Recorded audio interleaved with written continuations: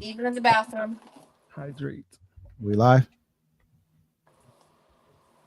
We are live. What's good? What's good with it? What's happening? How's it going?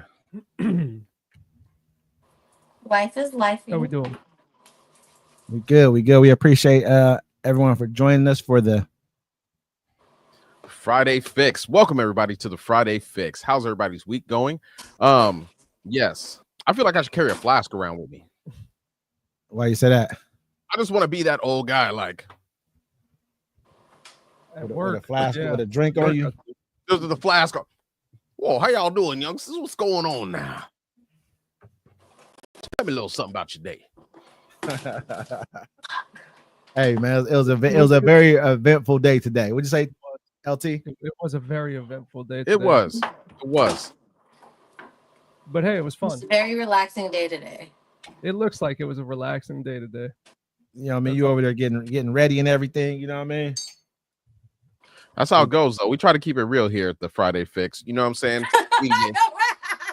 You're coming or you're going. That's how we be doing it. Friday. Some of us just be like that. work. Not always together. Not always together. You Yeah, know? I'm surprised we all make it here on time today. Give yourselves a round of applause. That was good. That was good. Absolutely, Good job, absolutely. team. Okay, Absolutely. grandfather's here on time. What is gonna happen? That's what Yeah, I'm right. saying. Like- Yeah, crazy. You literally do that. We've already been ready though from the beginning. You know what I'm saying? We've already been ready from the very beginning. You feel me? So Yeah. we had a go ahead. What y'all do today? Man, you know what I mean? We had a crazy day today. Today was a day where we thought that, you know, something was going to happen at a certain time and it ended up happening before the time that it should have happened at. Yeah. But you know, and y'all was ready. If you stay ready, you ain't got to get ready. Shout out to you guys. we got it done. We Oh, definitely Yeah, all got it day, done. all Not day. ready. Quick. Like Well, let's set it off, ladies and You know what I gentlemen. mean? Let's let it Hold on. let's let it Let's prime. start Let off. it prime for. You know what I mean? Let's let it prime for. Let's just stick to this. You know what I mean? Are you talking about setting the whole show off? Yeah, we're Do your starting off. motherfucking Yeah, thing. I'm with you. Let's get it. Chill, bro. Chill out, man. It's Friday, brother. It's Friday. Let's make it happen. All right, yo. Hey, man. Welcome to the Friday Fix. Thank you. You've made it through the week. This is the breath after the week, and this is the pre-funk before the party. Thank you. You've all made it. Welcome to the Friday Fix.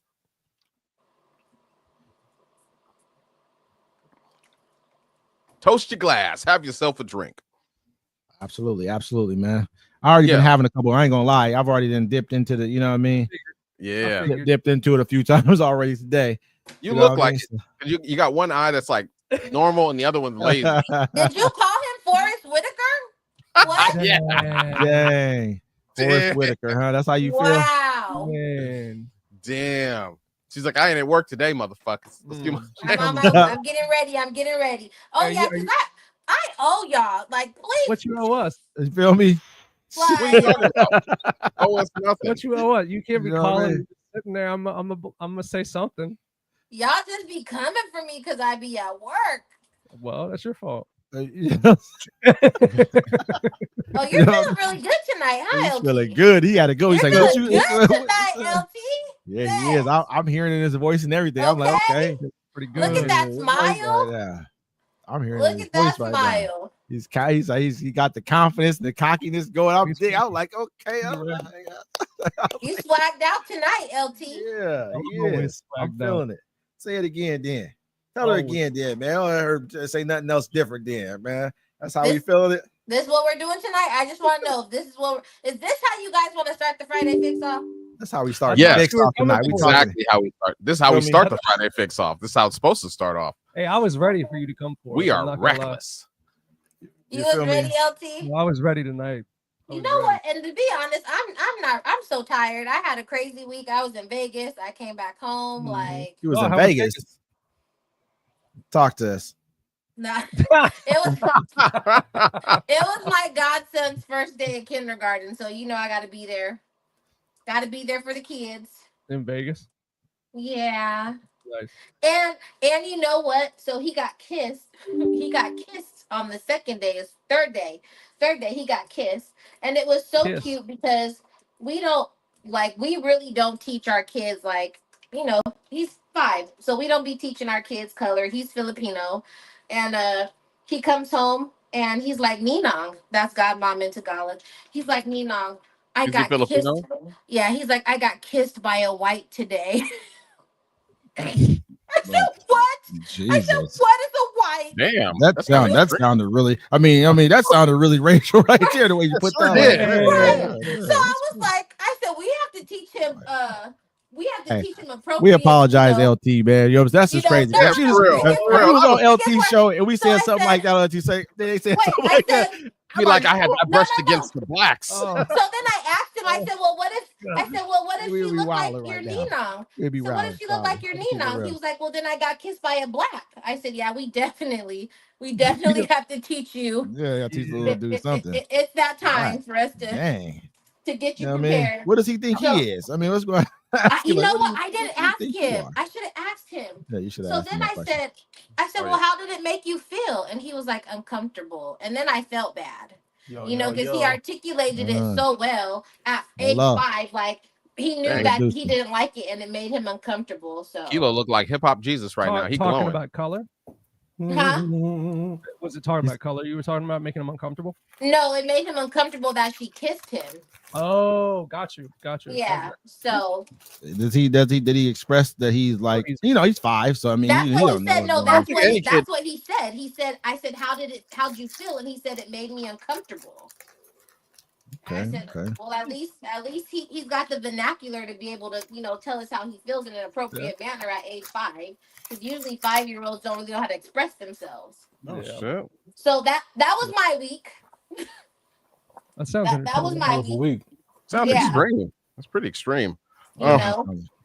And it's crazy how we do handle things differently. Like even at a young age, like it did made me realize, like, when we were talking about men's mental health and how things are just done differently. Because if that was my goddaughter, we'd have been at the school showing our ass. You know what I'm saying?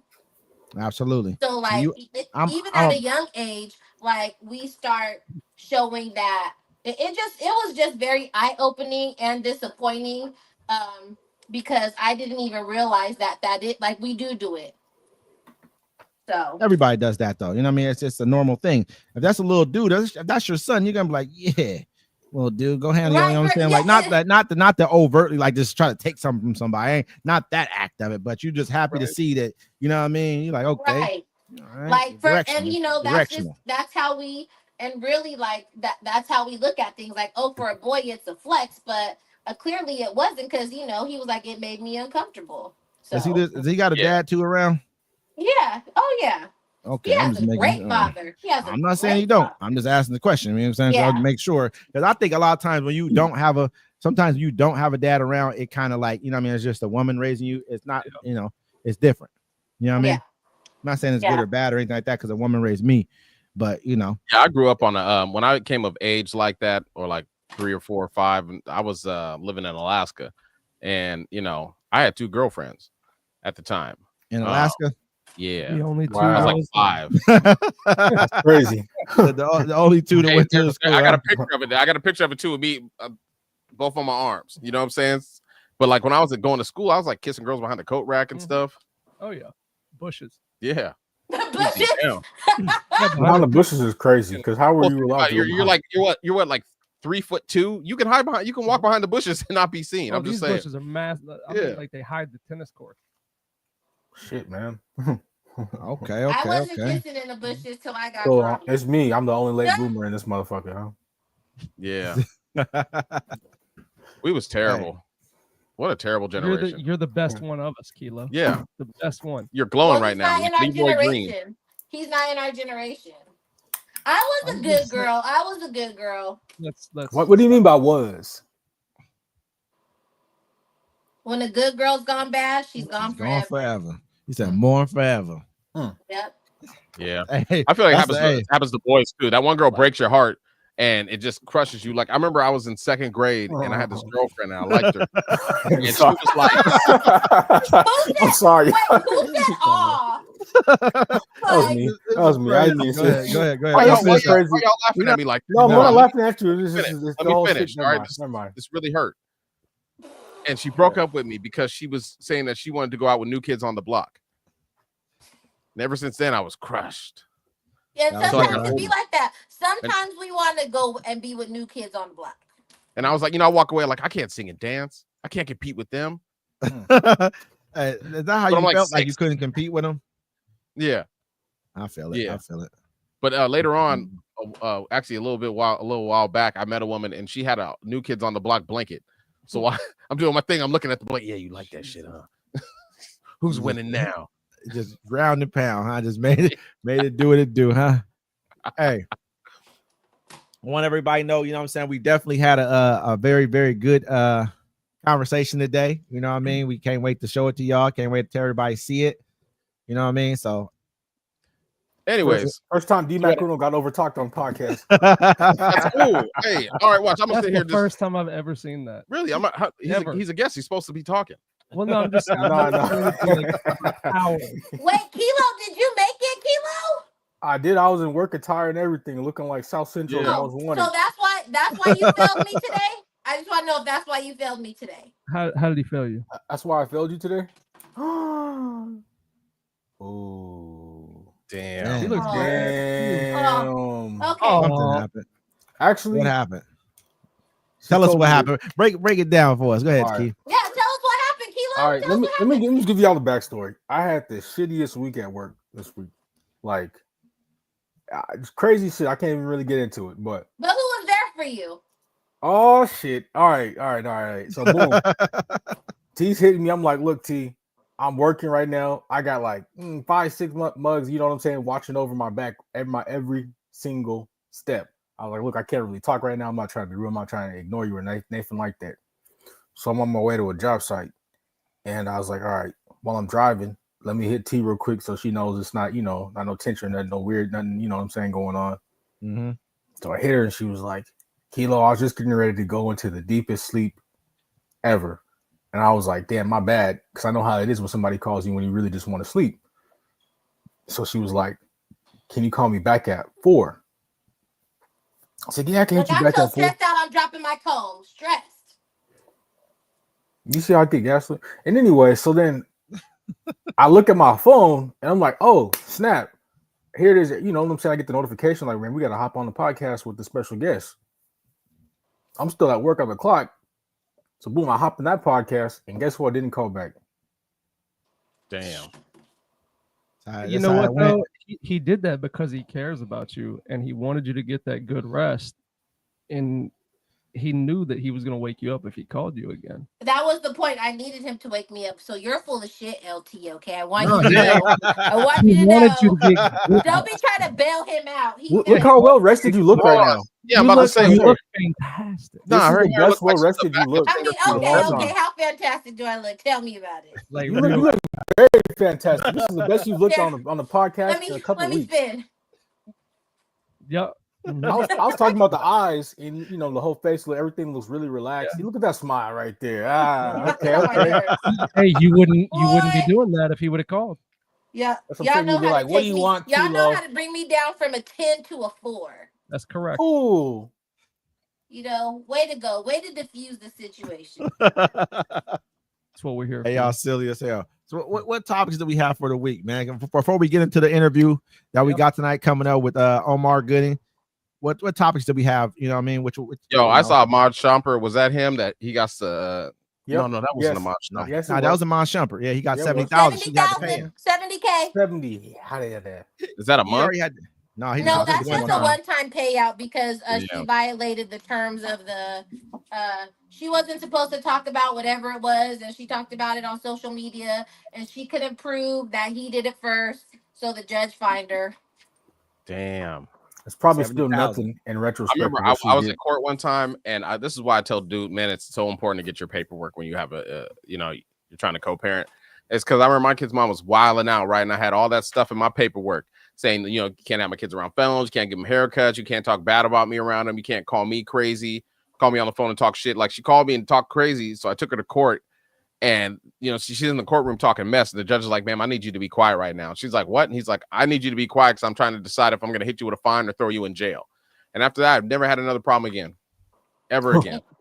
That's a crazy ass ultimatum. Yeah. She was like, oh, I go to jail. Yeah, well, man. I mean, regardless, you still get something bad. Yeah, it worked out for me. Get your paperwork right. There was that one, and then you see, so Anthony Edwards, he was in a story. We talked about this before. he said, I want nothing to do with my kid or whatever. He's a basketball player. And so they're like, all right, we're gonna hit you for child support or how much a month. And so he's like, I'm gonna pay it all in full. Do you guys remember that? Yeah. He's like giving one lump sum up Yeah, front. it's $1 $1 million million. and $1,080,000. Anyways, now she's coming back. She wants more. I don't think she can. She's upset that she was like, yo, you paid me. I got it on lump sum. It doesn't let me ask for more later on when he makes more. Right. And she's already blown through $100,000 of the million. So now she wants, I believe it was $1 million, or she wants $500,000. She wants an apology and she wants $70,000. I think it's $70,000 a month for life. An apology is crazy. Crazy. The I don't want you to apology is understand. crazy. The for life is crazy. Any of it is crazy. Normal It's all people have wild. to pay child support to age 18. I'm so confused. 500,000. She's saying for life. She's talking about probably for life to the kids 18. That's what she's probably saying. No, she's saying for life. Maybe it's not that much. Let me make sure. No, it's it's I gonna be remember to the seeing kids that. 18. I remember seeing the number 500 for sure up front. I do Yeah, remember the apology because that stuck with me. I was like, apology she for got what? somebody to give her some good game. They were like, man, what did you just settle for? It was mad at her because she's got just $1 million. That was it. She already blew through 100. Doing what? Probably buying Birkin bags. Too smart. She could have put in a high yield saving out of 4% and cashed out. Well, she probably went wild with it, right? She got the $1 million. She was like, cool, like this about to last. You know what I'm saying? Then she goes Range Rover. And she realizes, wait, I didn't did all this stuff, and then she started doing the math. Probably like, damn, let me add this together. Like you got him, he just got 200-something million. It was on her neck about it. She told her she's got 200-something million. You know, she should have went ahead and got more money than that.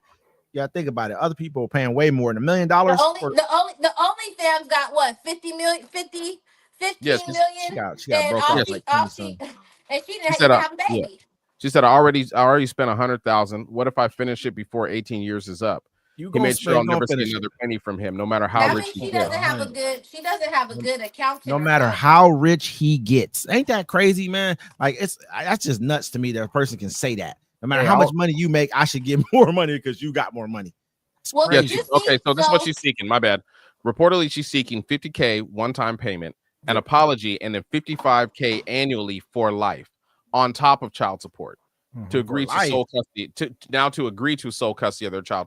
That's the worst thing ever. Like that's why I think like child support should be capped at $1,000. You know what I'm saying? What? Like that's as much as they can ever hit you for. I don't know. $1,000. I don't know about that. Ain't no real money, bro. I don't know. A month. $1,000 a month. I don't know because childcare costs a lot. And if you can't afford it, give the child to the other parent. I mean, even then, though. I mean, in this situation, yeah. But $1 million, she tripping. I can make that last. $1,000. I raise kids off less. $1,000 a month in this economy. Yeah, sure can. $1,000 a month ain't gonna work, bro. I don't know. I don't know. $1,000 a month ain't no money. I mean, you gotta think about it like this. Okay, I raised 2 kids with less. Okay, listen to this. So if she got it, okay, say but look how hard you had to work. Wait, time out. Let me just tell you guys how the devil works. I had to come back home and get my badge. I opened the door. I've been waiting for this wig all day long so I could look bomb at work tonight, and it came when I'm on my way out the door. That's the devil. Well, but the Lord will guide you when you try to put it on in the car. You just did your hair. I'm not even gonna put it on. I'm gonna take the L. Hey, it's like this though. If he you gotta imagine her kids are probably gonna go to private school because they are his kids too at the same time. You know what I mean? Do you want your kids living in the it's jets? A baby. She already spent 100,000. Well, how much you got? You spent $100,000 on a baby. Come on now, bro. And why she shouldn't have to work either? That's all. Should she not have to work? I mean, nobody's saying that, but $1,000, even if she works, say her kids got to go to private school, they want to put them in camps, whatever they're gonna do with it's just a lot of money to do all this kind of stuff. You know what I mean? This private basketball camps alone, right there. Yeah, you know what I'm saying? Private you know, it costs bread to do all that. So, and then if that's his kid, people know that's his kid. Maybe even if you don't care about the kid, somebody snatch your kid up knowing it's yours because you got him living in the hood. You know what I mean? Like, Eric, give me your kid. If you want him back, I need this amount of money. You feel what I'm saying? Like anything. You got to imagine there's things that people go through that she gonna need a couple extra dollars for. I can see capping it at like $500 or $7,500 for like people who are high earners, you know, $7,500 a month or something like that. You know what I mean? Like that's decent money. So if you get somebody $7,500 a month. Oh shit. She didn't froze up on us. She froze. We're gonna have $100. What you say? You gotta start over. We didn't hear you. I said I was that baby mama who My baby daddy took me to court. Thought he was gonna win. I had a bomb BFA. Shout out to Kamala in Riverside County, and she freaking the courts was gonna eat him up, like break his pockets. And I was like, oh, you know what? It's okay. Like, this is what I need. At the time, my daughter was young, so that is what I needed. But as she got older, that need changed. And me being in Washington and him being in California, it just wasn't worth the hassle. But now, knowing what I know now, I would have let them max him out, because what happens is your kids turn 18, and because the child support is no longer a court order, they don't want to help out no more. And so I definitely wish I had done things differently. If I had to do it over, I would have taxed him and went, and every time he got a new job or a raise, took him back to court. I mean, I don't see, Jeez. and I'd be like, this, right? Like, if That was you a whole put me bunch on- right there. I'm just That saying, was a whole right, bunch. if you put me on child support, and then after the kid turns 18, you try to call me and ask me to still help out, like give you Remember, funds and he stuff. took me to court. He took me to court. Yeah, I I'm didn't saying take him to court. yeah. I'm just saying, yeah, for child What would support or you anything do? like that, I'm like, What, we're not what would you dealing do? with each other. Okay, After so now 18 for what? After so my I kids, after my oldest daughter turned 18, I blocked her mom's number. We have nothing else to talk about. Because the they point of it still, is, though, but they still have needs. They still have needs. kids still got needs, absolutely. And so Yeah, when you call don't me. help out, It becomes yeah, like Call me. my daughter's 21 and she still needs help with stuff. And he Yeah. don't even, he never comes through. So I wish I would have done things differently. And that's the problem, is sometimes we give people grace. We give these baby daddies grace, and then they show us who they are, and now we be like, damn, I should have just got him. So Wait, didn't you have get him him on from the child beginning. support till he was? Didn't you have him supposed to be paying child support till she was 25? You said that on the nightly No, string. but when I say like, no, I said I should have. 25 no. is wow. Not till he was. That's Yeah, crazy. I mean, No, I That's mean, a long time. when she don't get me turned wrong. 18, You can do it. when she turned 18, we did it all. 25. Like, it was end all This is be good all. birth control right Yeah. here.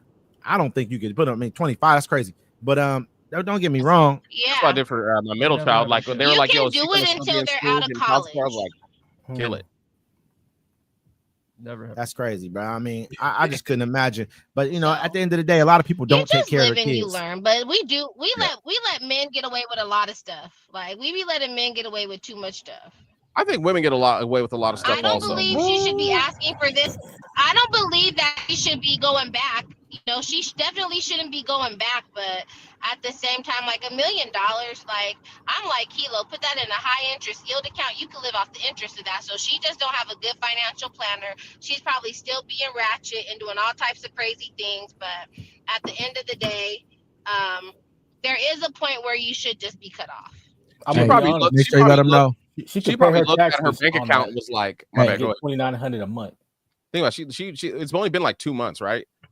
You know what I'm saying? You blew through 50,000. Was it maybe 2-3 months? You blew through 100. Think about it. She's like, damn, she ain't Let 'em pacing know. herself. She In wants like to 6 screw it up. minutes, we're gonna have the interview popping up for with Omar Gooding, man. So yeah, make sure y'all check it out. In like 6 minutes, we about to have the interview popping off. So man, we appreciate y'all joining in. But yeah, you know what I mean, she's Yeah. tripping. So what happened was, right? Yeah, she's tripping though. That's a lot of money. Yeah. She should have did That's something hella better money. with that kind of bread. You know what I'm saying? Like, she spent 100. She was out But kicking. here's the flip side. Did you see what's going on with Jesse Smollett? You know, not Jesse Smollett, his sister. So his sister married this dude. They got married. They got a divorce. Because of California laws, he's taking her back to court because now he wants half of the retirement she earned while they were married. So men do it too. You know what I'm saying? Men Very do it seldom. too. It goes I mean, both Very ways. seldom. why not? I just think Why that's not? ridiculous. Very seldom. Can you name like any more cases? Nope. Shout out to the OG Kevin Federline. Offset. 'Cause I could name a lot. Hey, wait, dang, my bad. Not Offset. Who's Cardi B's baby daddy? Offset? I'll No. say, yeah. I'll be offset. Offset is the one who got murdered, right? No, No. that's Takeoff. Rest That's in Takeoff. peace. Take off. Whoever died, okay, rest in peace, Takeoff. So whoever Cardi B's baby daddy is Offset. Yeah. Remember, he tried to get money from her. Like, men do it all the time. You Why just not? don't We're hear allowed to about do it. But it happens. Yeah, why not? It's not as often. We hear about way more. It's not as often, and Actually- it just makes you look vindictive and weak. What does? The men or the women? For for Offset to do it because he's got money. Like, you're just being vindictive. And now So wait, you're hold and on. now you're So back how on does social it make a media. man look? Now you're back on social media talking about, oh, I messed up. Oh, Cardi did. this. I So should what does did it look mess like? up. Hold on, She T. did What does mess it look up. like Get when the real. women? Thank women can be vindictive when they do it, absolutely. But I'm just saying what it looks like when a man does it. What I does mean, it look so like? if it looks like what a man does, it has to look That's like all. that when a woman does it. So it has to be equal, right? I just said women do it. Women do it out of spitefulness a lot of times. you. I think it's mostly But all the does it time. look weak when a woman is vindictive? Does it look weak when a woman's vindictive, or does it look weak when a man's vindictive? Let's talk about it. Let's talk about the double standard, because there's so many double standards. I say Like, it a actually man looks can do worse this, when a but a woman woman does it because you know she's can't do doing it because that. she's hurt and being emotional. When a I mean, man does, what- he's just doing it well, because he knows. let- He's like, well, let- she would do it to me. Let's get clear on vindictiveness. You know what I'm saying? But we want to let everybody know in 4 minutes we're gonna be having the interview with Omar Gooding. 4 minutes, 7:30. You know what I'm Wes saying? said no matter what, in 4 minutes we're shutting all this down. Yeah, 4 minutes. Wes, how many fingers I got up? Oh, hey, listen, you feel me? But listen, it don't matter. At the end of the day, what's vindictive though? We gotta look at that as for what it is. Is it vindictive because he asked for the money, or is it vindictive because if she asked for money and it's not vindictive when it happens when a woman do it? It's very hard for me to look at it like, okay, It's not when everything. you So go. I understand. It's You know when what I you mean? go back though. That's you say? crazy. What Yeah, you like mean? you And go then you back, have to like look you like at I need to get greed. it Some up. stuff is just greedy. Yeah, just like the ones where it's like it's the last year of the kid Right. being like the kids turn 17 Yeah, and you that's see crazy. I need to get it raised. Crazy. Like they're trying to squander that last. I told you one time I was at H&R Block and this lady Man, was doing my taxes. that senior And year she is was, important. That senior year is important. It's expensive too.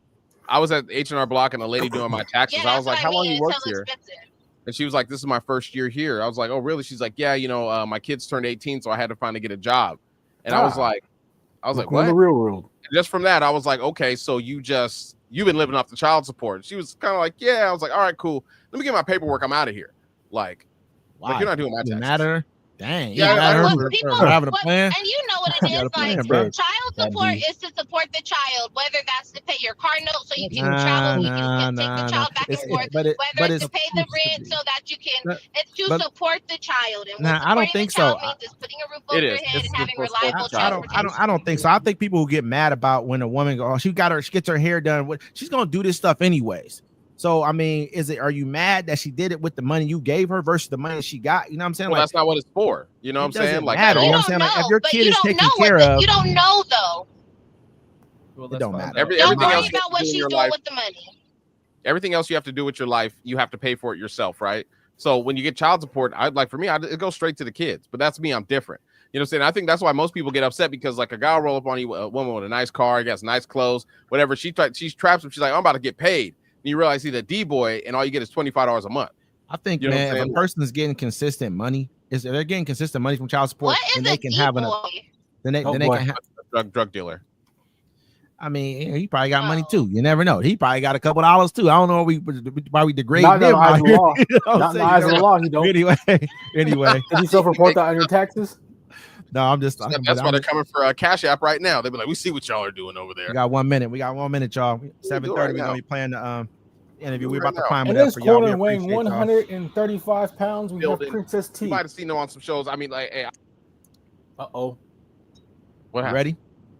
Oh, yeah. Hold on. Put them up on the board. Get them. Show. Yo, welcome to Webb's Network Media Interview. Special guest in the building. You might have seen him on some shows. I mean, like, hey, I'm a big fan. I grew up with this man. You know what I'm saying? You've seen him on Wild and Crazy Kids, hanging with Mr. Cooper. You know, smart guy. He's a baby boy. He won an award, you know what I'm saying, on the show Barbershop. Yo, Omar Gooding in the building, y'all. How you doing, man? Man, blessed and highly favored. How about y'all? Yeah, I made a little intro for you. Hold on, I got you. Come on, intro. Omar coming,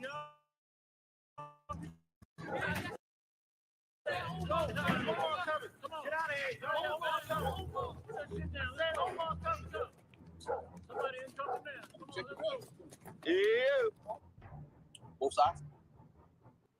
I'm a huge fan of The Wire, so I was like, we're gonna have Omar Gooding on here. We're gonna be talking this thing. I was like, let me go get the clip when Omar came in to go rob the stash house. Omar from The Wire. from The Wire. Yeah, Hilarious. Shout out to all Omar. yeah. So, man, how you been doing, man? There's been a lot of stuff going on. I mean, I understand, you know what I'm saying, here in the world. Like, for me, like I said, personally, like, I grew up watching it. You know what I'm saying? I remember watching Wild and Crazy Kids. Like, that was my show. I remember when you started the pie fight with everybody. You know what I'm saying? That was, like, monumental at the peak. Yeah, I was a fat kid. So I was like, they were wasting all that pie. Damn. Like, I was like, I wonder if it was good. But I mean, like, in Hollywood, you know what I'm saying, you've been working consistently. You know what I'm saying? And so how do you keep your longevity going, you know, being out there in Los Angeles? First and foremost, quality over quantity. The level of know your lane. Put it like that. You don't want to do anything that's too taxing. That's out of your. You found it, huh? That's out of your. Sorry, folks. That's out of your repertoire. That's out of how you get down. You know what I mean? So you don't have to compromise. Okay. So I don't think I've been talking about this all the time. People think you have to do certain things. That you have to make it by doing this. So you always have a choice. All right. That's number one. So I make sure that I take roles that, for one, I enjoy doing. Right. That I know that I can execute well. And then I'm gonna have a good time. You know, if you look at the history of how I started, I did a show as a kid called Wild and Crazy Kids. Now, behind the scenes, we were just kind of creeping out of poverty. We had been homeless. You know, I had a star pedigree. My lineage, my father was Cuba Gooding, the main ingredient. Everybody plays the fool, just don't want to be lonely. He had hits in the 70s. I was born in 76. That money was running out. He went to Africa, came back and got blacklisted for going during apartheid and had to restart. So him being from Harlem, my mother from Harlem, my older brother, Cuba Jr., 10 years older than me, and my sister, 11 years older than me, were born in the Bronx. They came out to LA, and then I was born 5 years later, right? But the roots are in the East. So my father, you know, when the money ran out, he went back home, you know what I'm saying, which is New York for him, or was, I should say. And we stayed out here. So I was born and raised on the soil. I'm from out here, you know what I'm saying? Yeah. And we had to start. Okay, my brother was in acting before me. I went and picked up a script from him, from his agent, rather. And she saw me and was like, look at this kid smiling and shit. Like, that's the thing about, I don't think about black folk and poverty. It wasn't sadness. It was sad. In the hood, it go any hood, go any kid that's broke smiling. Go to Africa, these kids got flies over, they smiling. We know how to keep the joy. You know what I'm saying? I was never like depressed. Oh, these kids got what I ain't got. None of that shit. I was always smiling, always having a good fucking time. That's why I still love to laugh. And the first show that I was able to book that was able to have my mom not working 2 jobs no more, she became my manager, was Wild and Crazy Kids. So those smiles were genuine. That was just me. I've always been, you know, and it was a summer job at that. So I was still like a regular nigga, or a regular kid. No, you're regular nigga. Go ahead. Imagine that kid. Welcome to Wild and Crazy Kids, nigga. That would have been weird. But that was my summer thing. And then I go to school. I never went to a private school. Always went to public schools. Always was well-rounded as far as like people. Like, you know what I mean? I always had black friends, and Mexican friends, and white friends. It's very culturally well-rounded. So growing up in Cali, not to cut you. Growing up in Cali, what part of Cali did you grow up? Can you hear me? Yeah, I hear you. So I was yeah. Because we were doing so much moving around, right? I was actually born in Pacoima Hospital, right? Then we moved, but we were staying in Granada Hills, right? Then we went to the high desert, Apple Valley, up there until I was around 10. Then when we came down the hill, we were in Orange County for a while. I mean, I personally lived in LA for a few years. And then, but as a child, I grew up in like the valley. You know what I'm saying? Yeah. So Sherman, I went to North Hollywood High School. I had I had an opportunity to do a little bit of background check on you, know what I mean? And I see that, you know, I believe it was your grandfather. Was he born out the country? Was he born in Jamaica? I can't remember the exact place it was. I know you had a really good story, a really cool story about your grandfather. I believe it was your grandfather, right? All right, so to take it back a little bit, yeah, if you want to go that far back, we talk about my father. My father on my grandfather on my father's side was named Dudley Gooding. He was a merchant marineman who traveled. Now he spoke 9 languages. and his favorite country was Cuba. He actually had a family. He had a wife, and she was pregnant. And because he was a Garveyite, speaking up, orator, and speaking out against the government and this and that and the third, he had some beef, and they literally, it was like a fucking movie, man. They shot up his house and killed his wife and unborn child. He then went to New York. That's how I say it, because everybody can have the fantasy of no. I don't know exactly what happened. Who knows? Maybe he went, killed everybody, and jumped on a boat. Back. Maybe he flee. Who knows? All I'm saying is he went to New York and started over, and then he met my grandmother, and their firstborn child was my father, and he named him Cuba. My grandfather's nickname was Cuba. They were like, "Oh, you from Cuba? Here comes Cuba, Cuba." And he was a taxi driver. He wound up around 60 years old. He had a heart attack and drove himself to the hospital and died. Damn. And my father was only, I think he was around 12, 13 years old. And but anyway, they had called him Cuba. That was his nickname, right? Then he named his son Cuba, and then my dad named his son Cuba Gooding Jr. Technically, he would be like the third. Yeah. You understand what I'm saying? But anyway, so yeah, the lineage goes pretty far back, but that's all on the East Coast side. I know we had a lot of different questions, so we kind of jumped around a little bit, so I want to answer them accordingly. Yeah. Let me ask you a question. Back in the 90s, like there was a lot of black shows back then. You know what I'm saying? Like, yeah, a lot of them. Like, I even forgot that you were on hanging with Mr. Cooper. You know what I'm saying? I remember I used to watch that show. You know what I'm saying? The only episode the only show I remember, the episode I remember is when he was they're doing a commercial about him being, because he always wanted to be a basketball star in the show. Yeah. They did the show about him, where they made him look bad in the commercial, and then they fixed it. But I mean, do you feel a discrepancy? Because I remember back in the day, dude, there was hella black shows, and now there's not. You know what I'm saying? It's mostly, it's a bunch of fuck shit. You know what I'm saying? And so, do you know what happened? Like, why is it like that now? No, but I can tell you how it shifted. Well, I won't say how it shifted, but I definitely felt the shift. I mean, there was an era of 90s television, the TGIF Friday, the good old days, black sitcoms, where we were really winning as far as on television and popularity. But everybody always wants what's on the other side of the fence. Like, actors want to be rappers, and ball players want to be rappers, and so forth and so on. But in TV world, we always want to be movie stars. Yeah. So we wanted to cross over to be in these major film productions, but we were never taken seriously because we were that funny guy from the TV show. You know what I mean? So there was a huge stigma on it, and not many of us were able to shake it. I was fortunate enough to have somebody have my back who believed in me and decided to say, let's put him into something serious and show the world that he has another side to him, and that's R.I.P. John Singleton. Right? Yeah. But you got people like Jason Weaver who had to kind of fight through that, and you had Malcolm Jamal Warner, R.I.P., who had to fight through that and then show that they had another side to him, So every time I think about the 90s sitcom, I think about that box that we were put in, I mean, look at Jaleel White. That's it. It's Urkel. Yeah, take the glasses on, off, it don't matter. You Urkel, brother, So even growing up with being a child star, how did that affect you? You lived in Cali at the time, I would assume, right? Absolutely. So growing up in Cali, you one of us. At the end of the day, you one of us. So you dealing with people who look like us. How does that affect you going to schools like that? 'Cause I know how Cali is. They rob and they doing whatever they're gonna do to you in Cali. They're gonna treat you how they're gonna treat you and try to extort you if they can. Yeah. I mean, out here, like when I travel, people go, "Oh shit," they're more shocked to see celebrities because they're not used to it. Out here, we're used to it.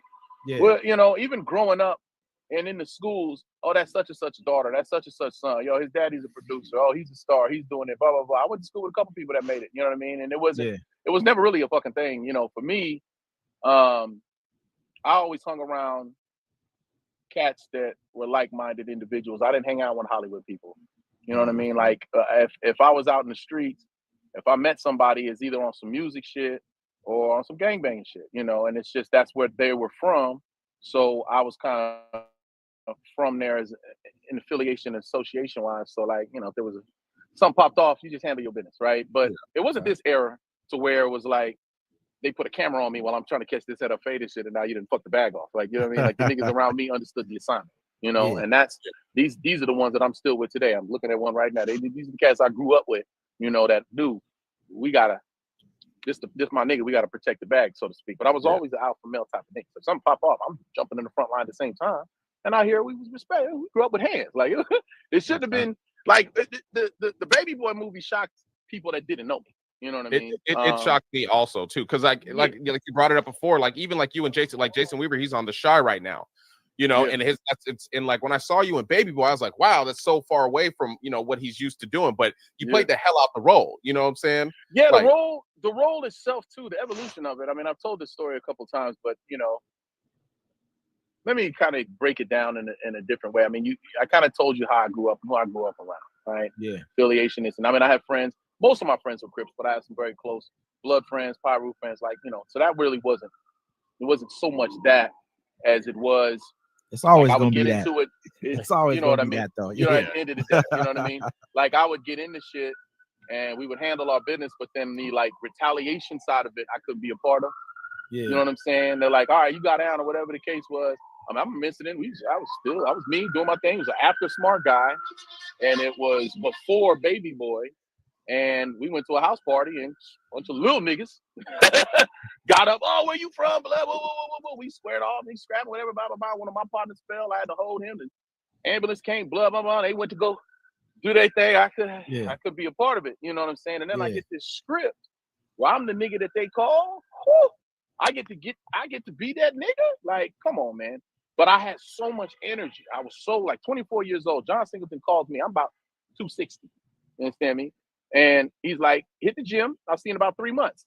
3 months later, at 24 years old, I think I was 230. There was nothing. You know what I mean? Shaved my head. I was like, what's happening, man? And I had the look, the vibe. What? Yeah, blah, blah, blah. Went through the whole audition with him. And he said, yeah, you look good, man. Sounds good. All right, cool. Thanks for coming. I didn't hear nothing for a month. A whole month. I didn't think I got this shit. Then I got a phone call that said, yeah, man, you booked that Baby Boy movie. And I was like, really? Okay. So then I was all cocky again. Like, yeah, I got it. I figured I had it down. And then John Singleton knew how to motivate. Humble. He said, now some of us got to step it up. Look me right in my face in front of everybody. And they said, see y'all tomorrow. I was like, what? So then that just that put another fire in me. And it had me focus and lock in, but I still wasn't there. Now I give a shout out to Big Cat from 6 Oak Crib. He was one of the people that were kind of hands-on, kind of like, okay, this is authentic, this is not kind of thing. And I remember the nigga took me to his hood and he was just like, straight up, man, you be a weenie, it's gonna be a fucking problem if some shit pop off. I was like, nigga, weenie, what? Like you know what I'm saying? So it wasn't just that, but he was like, you're doing a lot of screaming. You yell, ah! It's like, nigga, real niggas don't yell and do all that shit, nigga. Calm that shit down. And it turned into me internalizing it. And it's like, how do I say this shit with my mouth not open? Like, close your fucking mouth, nigga. Now talk. And my mama for some money. And that's what it turned into. Me trying to have all this while controlling it. So every episode, every scene. Not to cut you, but you like that. You don't even know how many niggas you influence with that whole entire. You influence a generation. You know what I'm saying? I've watched Casio say like I think I'm playing games. I watched it happen. I like what you're saying. Hey man, I like how you said that. And the thing is, after I finished the film, it felt like the opposite. Not that I influenced. Like when I think of influence, I think of ministers. Oh, look like we lost him for a second. Time. You good? You good. My fault. I should have put this shit on Do Not Disturb. Do your thing. But when I think of Menace to Society, it seemed like all of them like young gangsters came from that old dog era. Like that seemed like he influenced a lot of them. But this is what it seemed like. Which is sad. That's pretty sad too. With the old dog. Yeah, stuff. I mean it just you know what I mean. Because it was violent. You couldn't. That's what that affected. People was already like this though. They was already like this. Yeah, you know what I'm saying? Like it just when you see turned them up. Sensationalized, it turns them up. Now they're like, yeah, I'm old dog now. And they're like, yeah, niggas was like that, but what like you know what I mean? Like, yeah, they had somebody to look at. You know what I'm saying? That's that part. It really pushed the West Coast feel. You know what I mean? Yeah. Like, a lot of times they have movies that was really about the East Coast, about other places. Like I was born in Ohio. You know what I mean? Then I moved out here to Washington when I was like 10 years old. So it influenced the West Coast feel. It gave the world what the West Coast is like. This is what real, you know what I mean? And that was something, good or bad, you did it. You know what I'm saying? And everybody loved it, loved you for it. Don't get it twisted, man. What I was getting at though, just to complete the thought, is that when I finished the movie, what I kept getting, I was getting approached by niggas that, well, I shouldn't call them niggas, I should say brothers that went through the system, came out and was trying to rehabilitate, but kept getting shut down. Yeah. Like, I know I'm a criminal, I know I'm a felon, I know I did what I did, but shit, I'm trying to do better. And they're like, nah, that's just who you are. So fuck you. And they weren't getting a chance. And they've never seen that on screen. You've never seen that until this. Because your character got saved. Yeah, he got saved. I mean, not even so far to say, but just him trying to sell the dress and shit, blah, blah, blah. He still do what he got to do. And he had his redeeming qualities. Yes, he got saved instead of getting shot or something else or the retaliation shit. But I mean, you did kill Snoop Dogg in the movie. So I did kill Snoop. Yeah, they saw a Baby Boy Part 2. Like, he gonna be in. Sweet Pea ain't gonna be in. He dead. Nigga, they rolled up on this nigga. This nigga, they had to get him. He said, "Bust, bust, nigga." I ain't. Hey, so as far as like even with like John Singleton, you know what I mean? Like it's like a major influence on our culture, you know what I mean? Like what was he like? You know what I mean? Like he just had, he got Snowfall, he got so many other different movies that he came out with, but that was the last thing I think he was really working on was Snowfall. I don't think I've really told this like this before. Now, to tell you who John Singleton was from the outside, not being him and just being a person that knows him, I think you would have to ask Tyrese. Okay. Tyrese and him were close. Me and Tyrese weren't close. Me and John Singleton weren't close. I had working relationships with them because we were different types of niggas. It's just that simple. I can say it's because it is that he was dad or I was dad, but I was like, look, bro, I'm trying to do my job, get the fuck home. They all wanted to hang out and do that shit. I'm like, fuck hang out. You come to my crib if you want.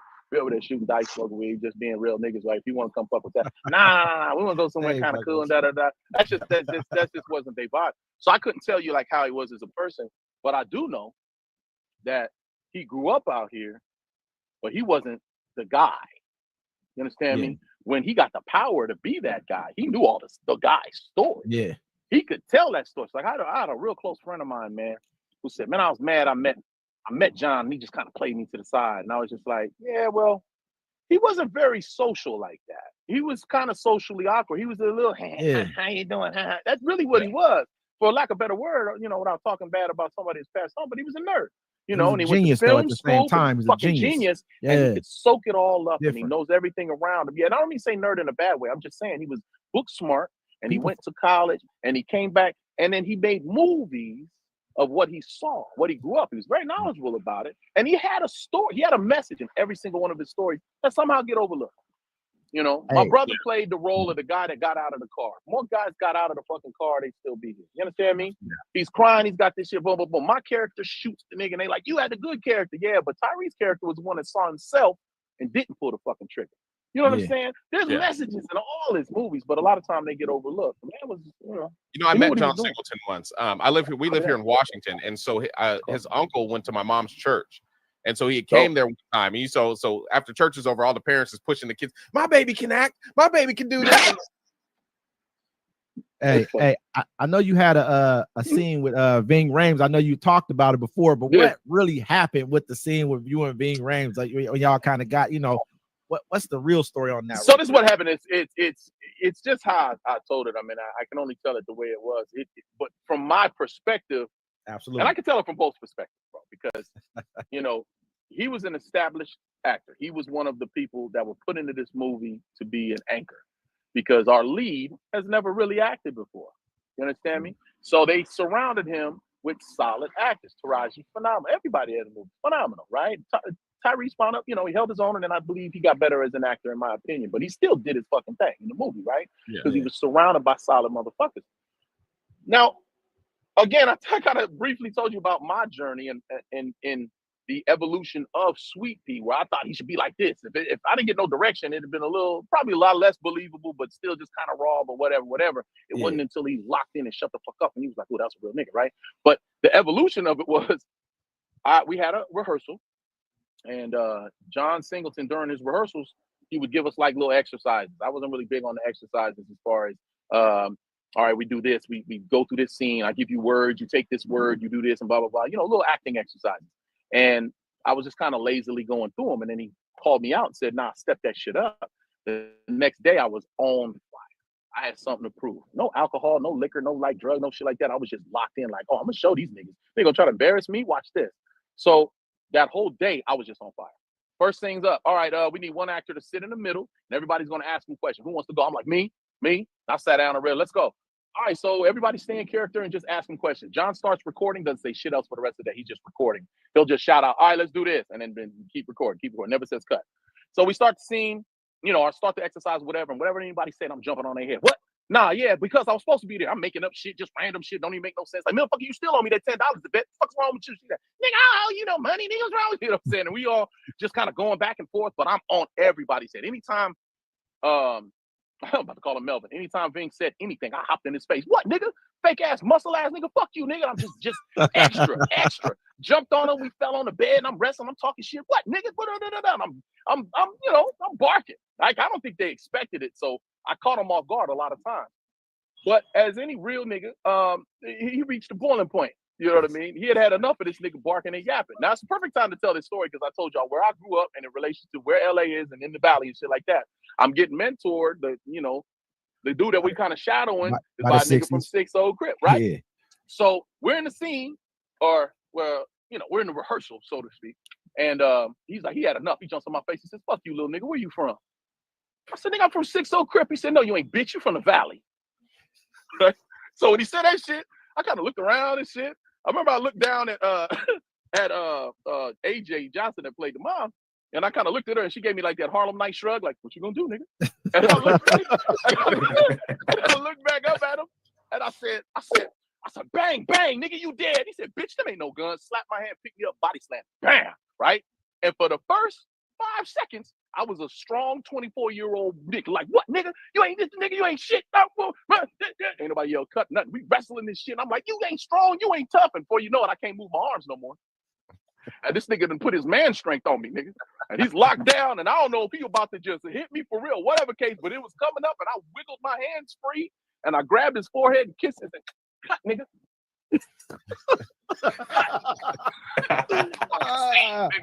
And he got up. No one laughed or anything. It was just one of those, yeah, good shit. We got up, breathing. I'm just like, yeah, okay. And, John Singleton then finally was like, all right, good job today, guys. Okay, see you guys tomorrow. And he left. I was just like, And Bing walked over to me and said, damn, nigga, what you take? Acting classes overnight? And I was like, well, you saw him call me out yesterday. He's like, yeah, good shit, nigga, keep that up. And that was it, man. And that was the turning point for me. Like, it was like, that's how you lock in. You know what I mean? And John was a G, man. I was just like, yeah, go ahead. Hit him. If you're going to hit him, that's how you feel. Fuck that little nigga. Speaking of you and Vin Raines, right? So, I mean, let's get into this controversy. So Cam was on his show, right? And it seemed like he was watching Baby Boy because he had said something about Vin Raines and he said something about you, disrespected your name. You know what I'm saying? He was speaking about black actors and, saying you made a couple tracks about him. And then when I watched Cam, because I've been watching it go on, you know what I'm saying? Like, I keep up with most stuff. And like when he said something about Vin Raines, I was like, Vin Raines is out here getting Arby's money. Like, what is he talking about? You know what I'm saying? Am I Mission Impossible 13 and shit? Now, this is you know what I'm saying? And you're out clever. Here's the interesting part, brother. Now, I was seeing if you were going to mention it or not, but I'm gonna clarify it up. It wasn't that he was watching Baby Boy, or maybe I don't know. I can't get into that nigga's head completely because I'm just not quite. We two entirely different type of niggas, but we did a movie together, the three of us, called Percentage. Yep.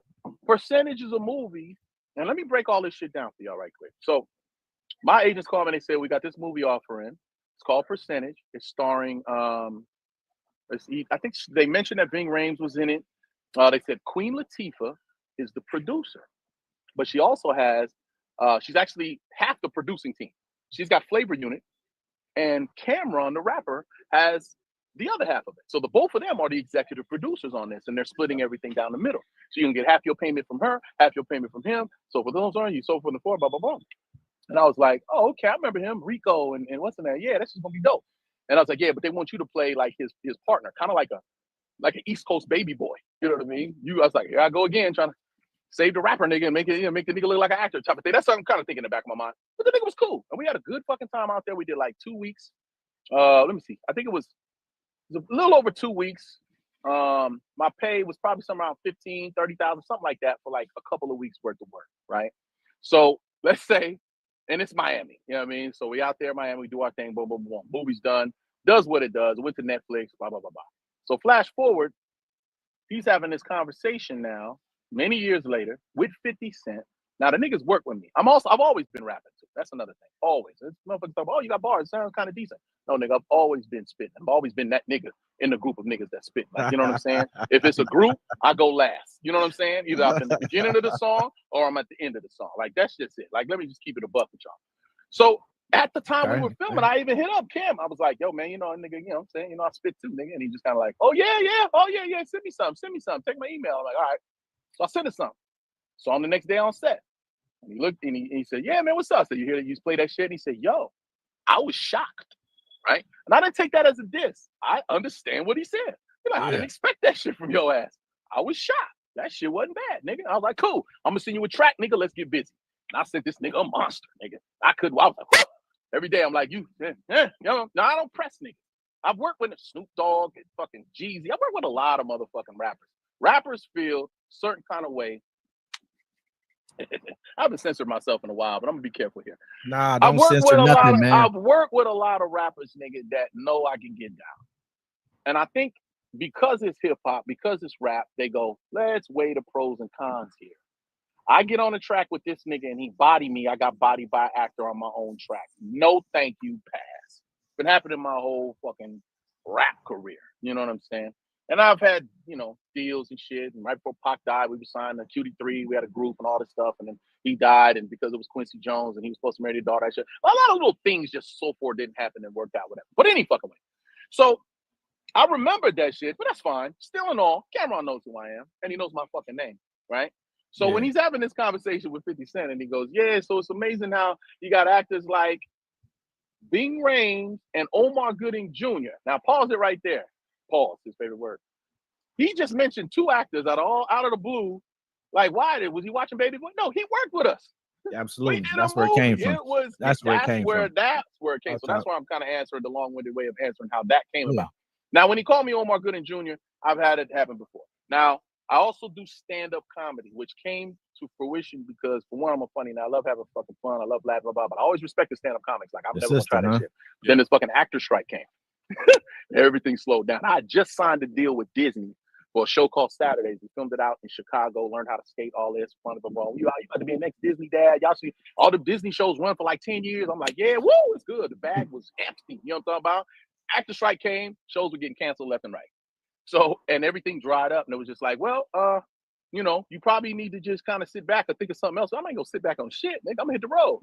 So I hit the road, took a couple little thing, boom. Then I started doing comedy. Then it quickly escalated because I have a name. So motherfuckers were showing up to see my stand-up because I'm Omar Gooding from Baby Boy.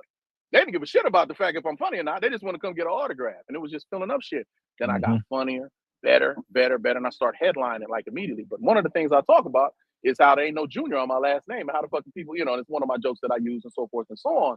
So right when I heard this interview with him and 50, I was just kind of like, opportunity. You know what I mean? I'm gonna go ahead and not only, and I kind of took it slow. I put the shit on my page and I just said, hey, would you take this shit wrong? If a nigga not only says my name wrong, that knows my name, maybe he just slipped up. Like, I get it. Robert Downey Jr. and his brother's name is Thomas. That must be Tommy Downey Jr. Like, nigga, that's not how juniors work, nigga. That's not real deal, that's not how it fucking works. But I get how it can happen, right?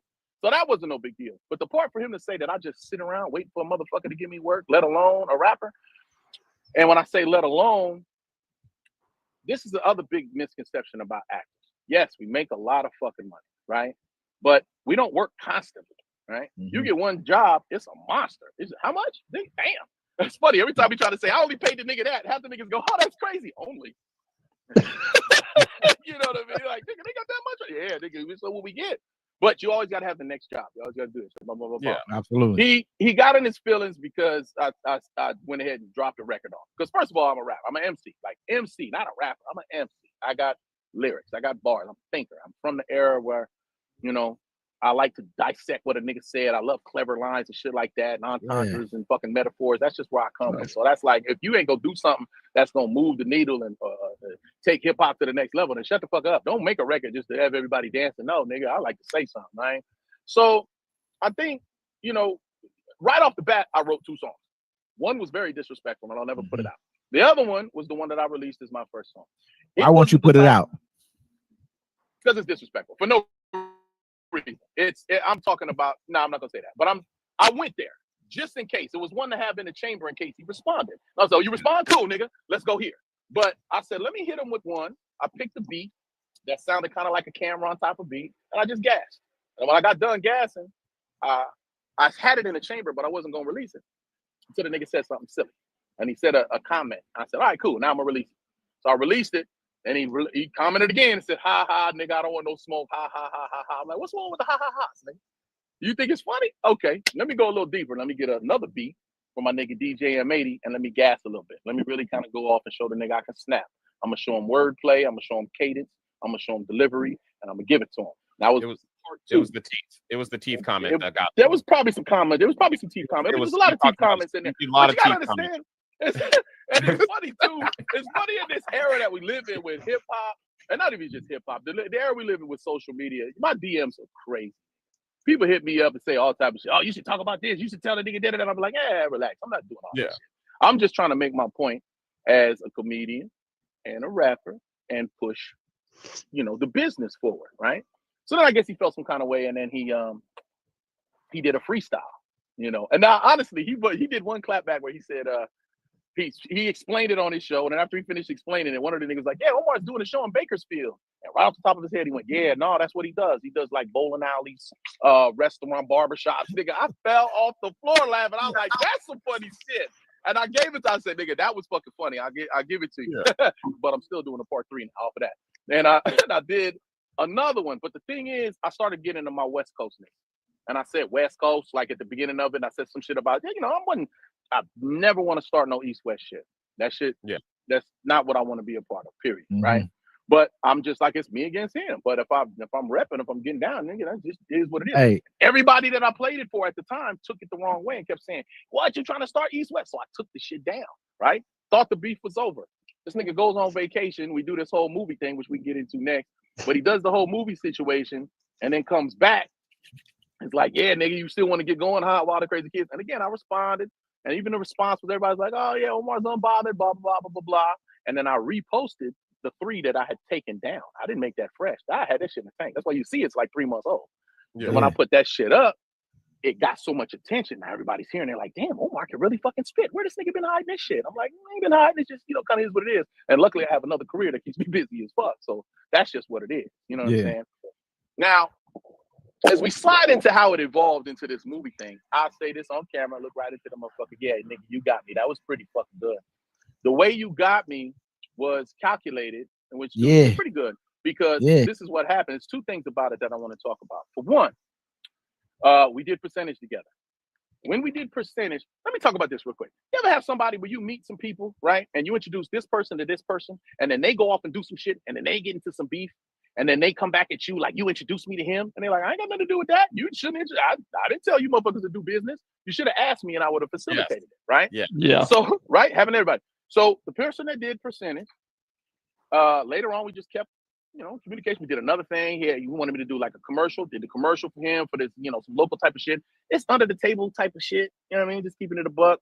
But it's like, yo, we got this. We only need you for a day. Just blah, blah, blah, that type of thing. We had a cool relationship. Then he introduced me to another dude. And this other dude, same type of thing. I need you in my movie. Can I get you for my movie? Like, trying to use the favor thing. You know what I mean? Like, yo, but I know you from him, and is that cool? Like, all right, nigga. We did it. Bam, bam, bam, bam. Now, what I didn't connect the dots till later, it was like the ending of a movie when the shit came out and shit had my titties on my stomach. I was watching it all going, oh, now that fucking makes sense, nigga. Hey. These niggas all know each other, right? Being a street nigga like you is, did you see this could have went any way? This could have went left. He could have had it go all the way left if he really wanted it to. You know what I'm saying? Did your spidey senses tingle even a little bit? You know what I mean? When you was out there? But I mean, because this is the thing. This is the thing I want you to understand. So the only way he was able to pull us off, it was genius because it was a friend of a friend. And even to this day, like immediately I called the nigga that the other director was like, word, nigga.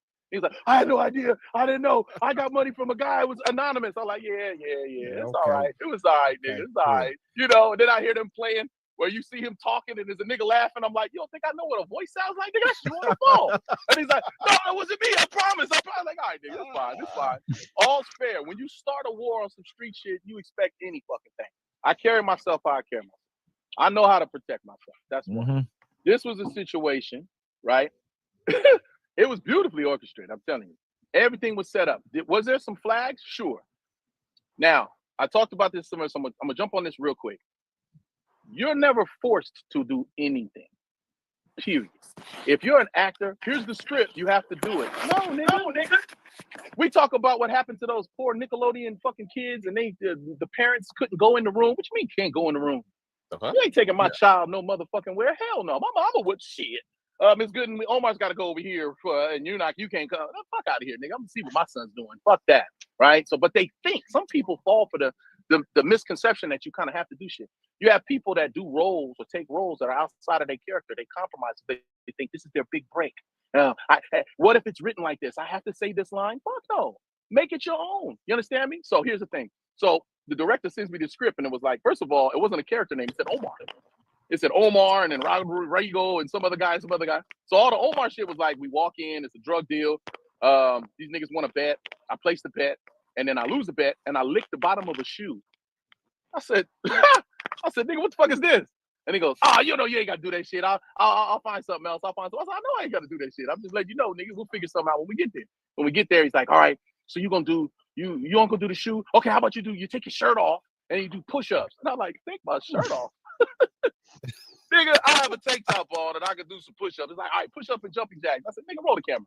So we start rolling the camera and he goes, you see the line. He goes, are you doing push-ups and jumping jacks? And I tell the nigga in the scene, nigga, I ain't doing no fucking jumping jacks, but I'll do push-ups. I said, what you want? 10, 20, bet. And then they said, you don't have to do all the push-ups. Just go down and start doing this and we'll go. I said, no, I said 20. I'm going to give you 20. So every time we did the take, we probably did about 6 times. I did 20 push-ups. I hopped up. And I'm getting more and more character, so I'm really into it now. I'm sweating. It's fucking Miami, so I'm sweating. And we get through it, and they were like, damn, you did like 20 things. But anyway, there's things that happened later that I thought about it. The nigga before I got there, the nigga that said he had no idea this and that and the third, was like, do you speak Spanish? And I said, poquito, or muy poquito is what I texted him back. That's what I said. And he goes, oh, okay, just asking. So then flash forward when the camera's like, they was all talking about you in Spanish, nigga. I went, oh, I hit the director. I said, so that's why. He was like, no, it was coincidence. It was part of the script. I said, all right, motherfucker. All right. But like you said, though, it could have got bad, and we would have just had to see what a nigga was made of. It was a room full of motherfuckers in there. And if they would have been like, if it was, I don't know what to say if it was me, but if that's how you felt, and if this was like a beef like that, sure. Yeah. To me, it was nigga, I'm rap beef, nigga. Think about the lyrics that I did. How disrespectful was that, nigga? Everybody know you got your mouth fixed, nigga. That wasn't like I was exposing the shit that I've been told about the nigga. It was just you heard about how they did Biggie, right? How E40 did Biggie, how he had Biggie go out to like Oakland or somewhere like that for a show. He paid for the whole show. Yeah, I guess he paid for not this just about you, but he paid for a whole. He had paid for the cat to come do a show out in like Oakland or wherever, you know what I mean, in the Bay, and it wasn't a show. He just cashed him out to come out there just so they could let him know, hey, we know you was talking that, you know what I mean, that shit. What is it now? Yeah, so it's kind of came from. This is a part. Go ahead. And then what they do, though, anyway, but they just let him know. They let him go home, but they let him know it could have been bad. Don't play. Yeah. You know what I'm saying? But but you know. Different strokes, different folks. It's close, you know what I mean? If it was an anonymous, just random nigga I met online, and I actually was dumb enough to go out there by my fucking self, then I deserve it. You know what I mean? This was a special circumstance to where, I should have put my head on a little. I don't know, and I couldn't say should have, because someone asked me that before, like, do you regret any of this shit? Like, no, I mean, it's beautiful for my rap career, honestly. And the good thing that I'm a grown ass fucking man. Oh, completely cashed out. That's what you do. I got paid in full.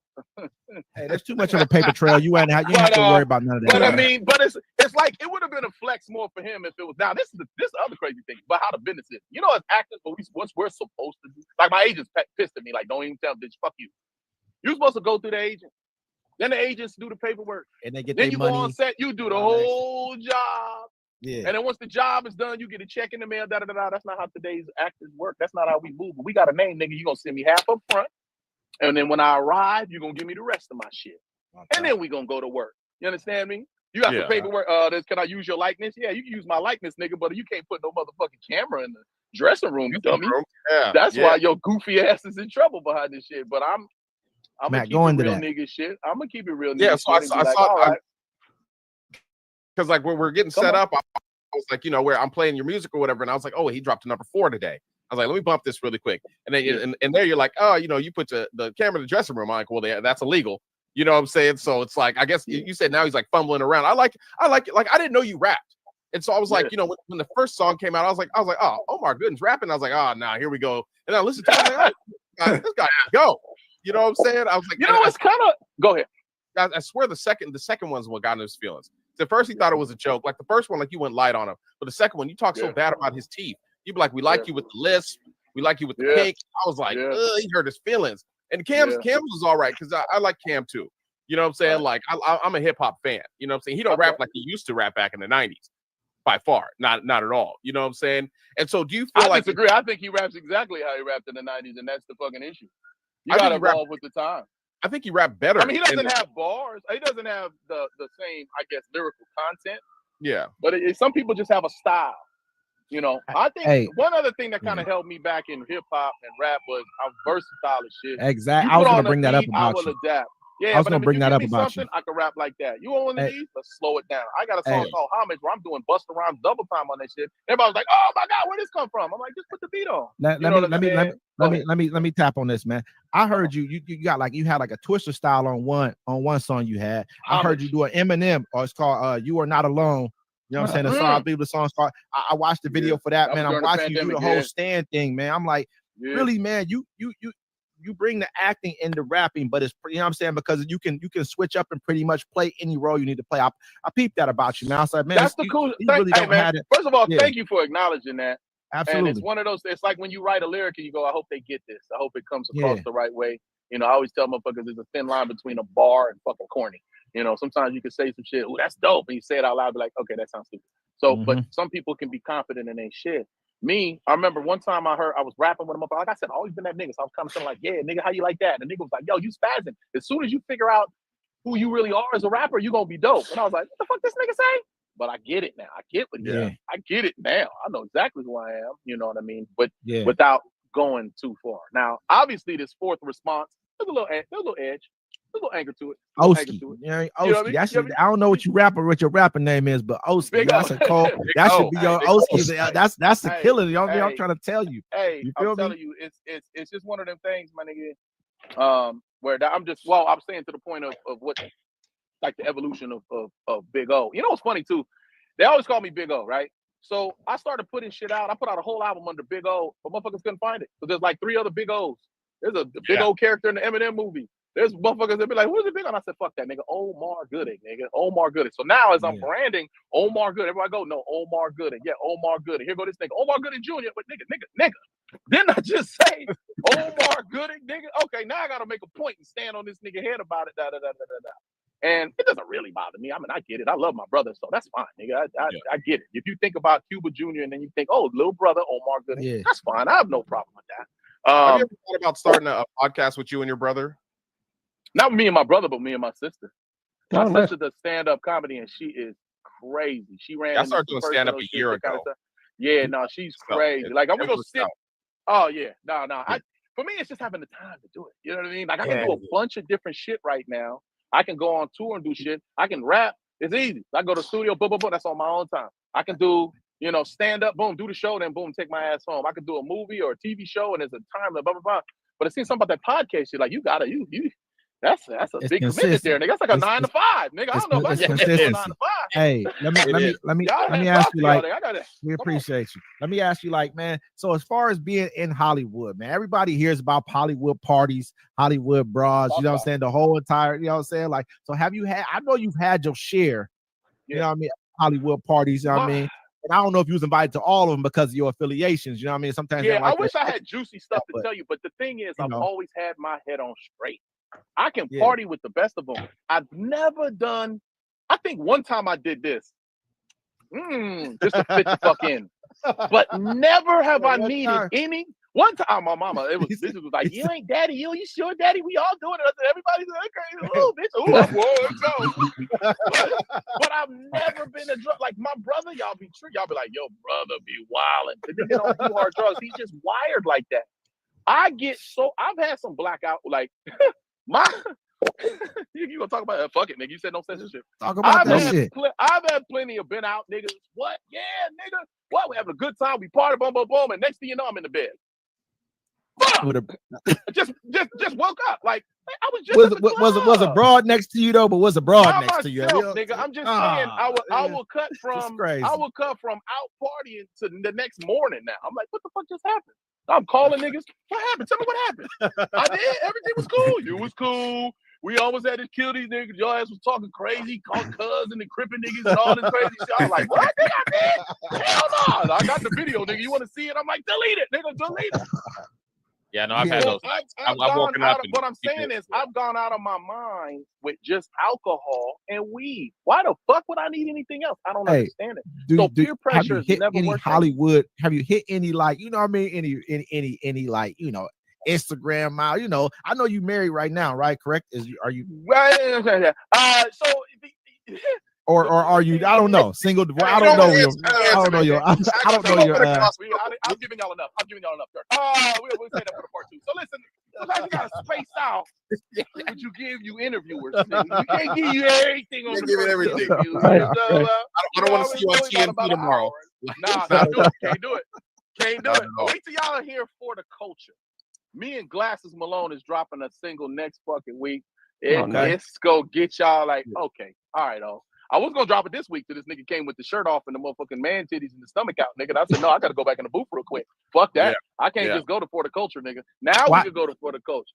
If he invites you on his show, would you go on the show and talk about this? You wouldn't believe the shit that I've in the last 48 hours. It went from I'm gonna have to fight this nigga to wait a minute. There's a lot of money in this. Oh yeah, there is. Dog, nigga, they want me to do celebrity boxing matches. It's the internet, man. And but I've been offered all type of shit. I don't know where his headspace is. See, I've been taking the L, like, you know, just being a man about it in a long fucking time. I can't. I did take I did have a street fight where I was mad about. Niggas was like, you was all right, nigga. You just slipped. Like, yeah, nigga, I should have fucked that slip shit, nigga. I had one. That was a fuck. I was in high school, nigga. And I remember the homie took the heat out, and I was like, oh, nigga, I was just getting started. Like, no, you wasn't, nigga. You just, sometimes you don't win them all. But it's been so long since I woke, because I remember waking up 2 days ago and my nigga was blowing me up. Nigga, 911, it's an emergency, nigga. It's over with. Cam did you greasy, nigga. It's a problem. I was like, what? Nigga, calm the fuck. Oh, he did one of them CGI. Oh, no, nigga, that's your titties, nigga. No, that's you, nigga. That's, oh, shit. Wow. And I had to take the knee and go, okay, nigga. Hey, all right, that was a cold. That was a cold. It was a cold ass play. It was kind of bad, but you know what's crazy though? Like online. Here's the crazy. Before you, but don't forget what you're gonna say. But the crazy shit about it is, you got to think of what his intent was. First two things I want to say. Last thing, for one, nothing's free, nigga. That place was packed with people. Right? Yeah. If you don't know how movies work, you got cameramen, sound men, lighting, grip. You got camera crew. You got the space. You paid me up front every dime. Fly me out. I'm first class only. LA to Miami. Hotel. There's a director. There's all these motherfuckers, in on it or not. They're not doing it for free, nigga. And they were executing this shit like a movie. Yeah. If these niggas was all acting and not really in the industry, nigga, they all deserve motherfucking Oscars. You took that huge motherfucking loss and you thought you was gonna get me licking the shoe and doing all this goofy stomach flapping while I'm doing jumping down. No, nigga, you got me saying some shit, push ups. I got the bag and left, and I wish you niggas would have tried some shit and moved the fuck on. Yeah. But I can't understand for the life of me why this nigga would have a camera in the dressing room. Like, why was that even there? That's wild. You looked and said, I don't have what I could. You won. You would have absolutely won if you just said, fake movie, haha, got your stupid ass. Damn. You didn't win. I mean, you would have had to win by not paying me. But the fact that you paid me for everything cost me absolutely nothing. That's what everyone said. That's what I was going to say, the pay. We would have debated that because it's like, what kind of L is that? This ain't. I was like, no, it's not, nigga. Hey, but you being a West Coast dude, you understand? Like sometimes it's gonna cost you when it's war, it costs. Yeah, right? What did Pac say? When I get my money right, now it's war. You know, so now I want war. Yeah. He was doing it, but I'm looking at the revolt thing. It looked like he did it all because this has been going on for a while. This has been going on for like 9 months, 9 months. No, our beef started in January, and then this thing we did was about 3 months ago. The no, a little tighter now. Oh, what was up about? No, what I'm saying is like just more or less the fact that he didn't have to go. He didn't have to take it to where he took it to right now. I think it was built up for the revolt thing. He did this. He got something for the whole revolt thing. He's got the CEO for a day. Not to knock him, it was a brilliant move at the end of the day. You know what I'm saying, but at the same time, your music is showing improvement. Oh, it definitely was a plus for me too. But I think I don't know if he left off the pointing the camera at yourself and pointed with me naked, nigga, he'd have came out unscathed. Yeah. Unfortunately, and if he fuck with a lesser nigga that know how to flip shit and got actual bars, he left the door open. He left the door open. Why is it? Oh yeah, bitch, had your titties out. Yeah, no, yeah, he definitely I would say the wrong one, right one. I mean, at the end of the day, we don't have any conversations. I think we had one DM message where he said, "Oh, you fell for the bait," and he DM'd me, and I put one of them smirk faces, and then he responded, "Ha ha ha, my nigga."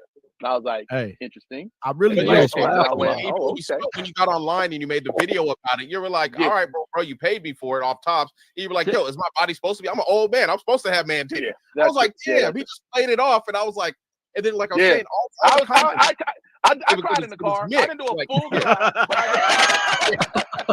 I was like, "Nigga." I got me there. I was on my own, like one of the pinky niggas. But it was, anytime as a man, if you was caught off guard or surprised, you like, oh shit, I gotta be all right. I ain't gonna lie, we gonna make sure everything is correct. Y'all niggas send me a deposit. I'm like, let me see a camera up in the hop out from there. It's fake, nigga.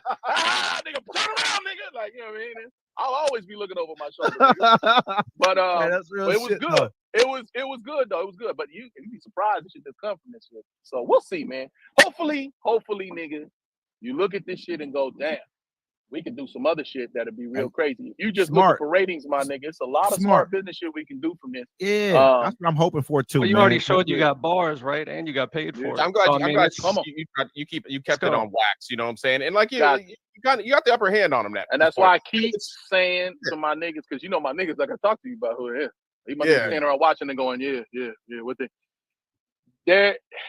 I say this is between me and them. When I say that, I mean let me handle it. Like when the shit happened, I was like, just give me 2 days. There's a lot going on. I got my kid. I'm young. I'm not in the street. People be like, ooh, if I was who I used to be. No, literally, like I started having kids late. I'm 48. My oldest is 8. Nigga. My youngest is 5. I got that type of shit to think about, right? But at the same time, it was just them preoccupying me. But I'm like, nigga, don't worry. I got this. Just give me the booth. Give me a couple minutes to myself. And then let's go in and then we're going to kick their motherfucker. Trust me. Now they're looking at me like, okay, you got that shit. Everybody want to do responses. Oh, I got a song, nigga. Jump on. You know how many songs I got on my DMs, nigga? You got to hop in this. We going to go there. I was like, y'all ain't going to do shit. Because what I don't want y'all to do is turn this into something that it ain't or doesn't have to be. Yeah. We don't want it to have to travel. Be You travel. A lot of other people are not traveling outside the city. They're not ever leaving the city. Yes. You know what I mean? Like you ain't going nowhere, bro. I'm about to be over here, and I'm by myself. I can't bring y'all all with me. Not every time. And again, I gotta drive this point home. I don't travel by myself all the time, unless I go to some place trusted. This was a borderline here, and it was definitely. I said my glass. I was saying it was definitely a learning fucking lesson. You think you know somebody, you cool. He's like, yeah, I got you. You don't need security. That's all. What do you mean I don't need security? Why would you even say some shit like that? I didn't think I did need security. You know what I mean? Oski. They told me one time I went to Brazil. You know what I'm saying? They was like, hey, bring all your jewelry with you. I said, what for? Bring all your shit. Yeah, you feel me? I'm like, you know what I'm saying? It's okay to bring. I said, that's not gonna work. That's not gonna work for me, man. Matter of fact, Brazil, I can't make it, player. He said, man, let me know. We go out the country all the time on this show, man. Let me know. That's on my list.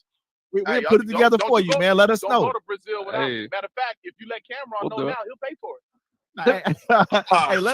We probably gonna head to Colombia soon. Go ahead to Colombia, man. Right now, nigga, he'll pay for it. Get me out there. No. But we might bring you with us, man. If you're really serious, man. Say, come on, man. I gotta go. I turn 50 in a year, man. That's my target destination. Okay. Or the DR. We'll see. We'll talk about my marital status on the next one. All right. All right. We gotta get you here on the Friday Fix too. On Friday. We was trying to do it with you live. You know we live. We got a whole audience. Is it 5? Yeah. Is it 5? That's 4 over here. Yeah, we do appreciate you, man. You know what I'm saying? For your time and everything like that. We definitely appreciate you hopping on with us, man. You know what I mean? I got man. I definitely want to tap back in with y'all. I do love y'all vibe and shit, man. I want to my album's dropping 2 days before my birthday, and it's kind of interesting. I want to see where people put me in. Like, oh, nigga, the whole album gonna be about Cameron. Nigga, no, it's not. It ain't gotta be. You got bars, bro. I got all type of shit, nigga. Yeah, you know what I mean? And it's definitely for the culture, man. I'm not gonna put nothing out just because I can. Like, oh, you can rap, so just do a dumbass song or do a feature with some niggas that's trash. Nigga, no. If the shit ain't, if you see Omar Gooding on that motherfucker, then it's probably like that, man. But I fuck with y'all, man. I appreciate you. And when you do your videos, man, Yeah. I saw the one you did. You had Weaver in there. You know what I'm saying? Make them like movies, bro. You really can do both sides of it, man. Make them like little miniature movies. You know what I'm saying? Like, and really, make it into something I had to that people grow can up understand. into that. Yeah, and that's the other thing too. I mean, if we had 2 hours, we could talk about everything in depth, but it's true. It's like that was my evolution. Kind of like how Baby Boy, I said, I had it this one. They're like, no, get it. Boom, now you here. I know when I step on the stage and I do comedy, I got jokes, easy work. But I can also, I'm an actor. Act the shit out.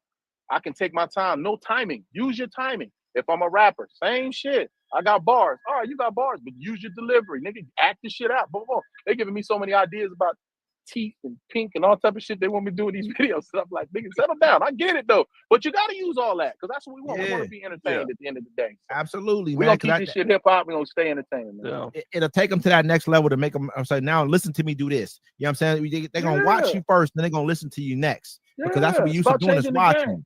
You feel me, man? So definitely, man, we appreciate you, man, popping in with us, man. This has been epic for us, man. We definitely gonna have you back, man. Please come back, and we taking you with us to Colombia. You think we playing games? We're gonna cash out keys. You gonna be all right. We're gonna take care of you. Know what I'm saying, come with us. As long as you pay me up front, let's go, nigga. We got you. We got you. You know what I'm saying? Hey, hold on. We might get the ticket. We might get the ticket, nigga. Get the ticket in the room. You with us? You know what I'm saying? Everything else, you good. You know what I'm saying? We in Colombia. At the end of the day, you know what time it is. You know what I'm saying? But yeah, thank you very much for your time, man. I'm definitely listening to the Friday Fix.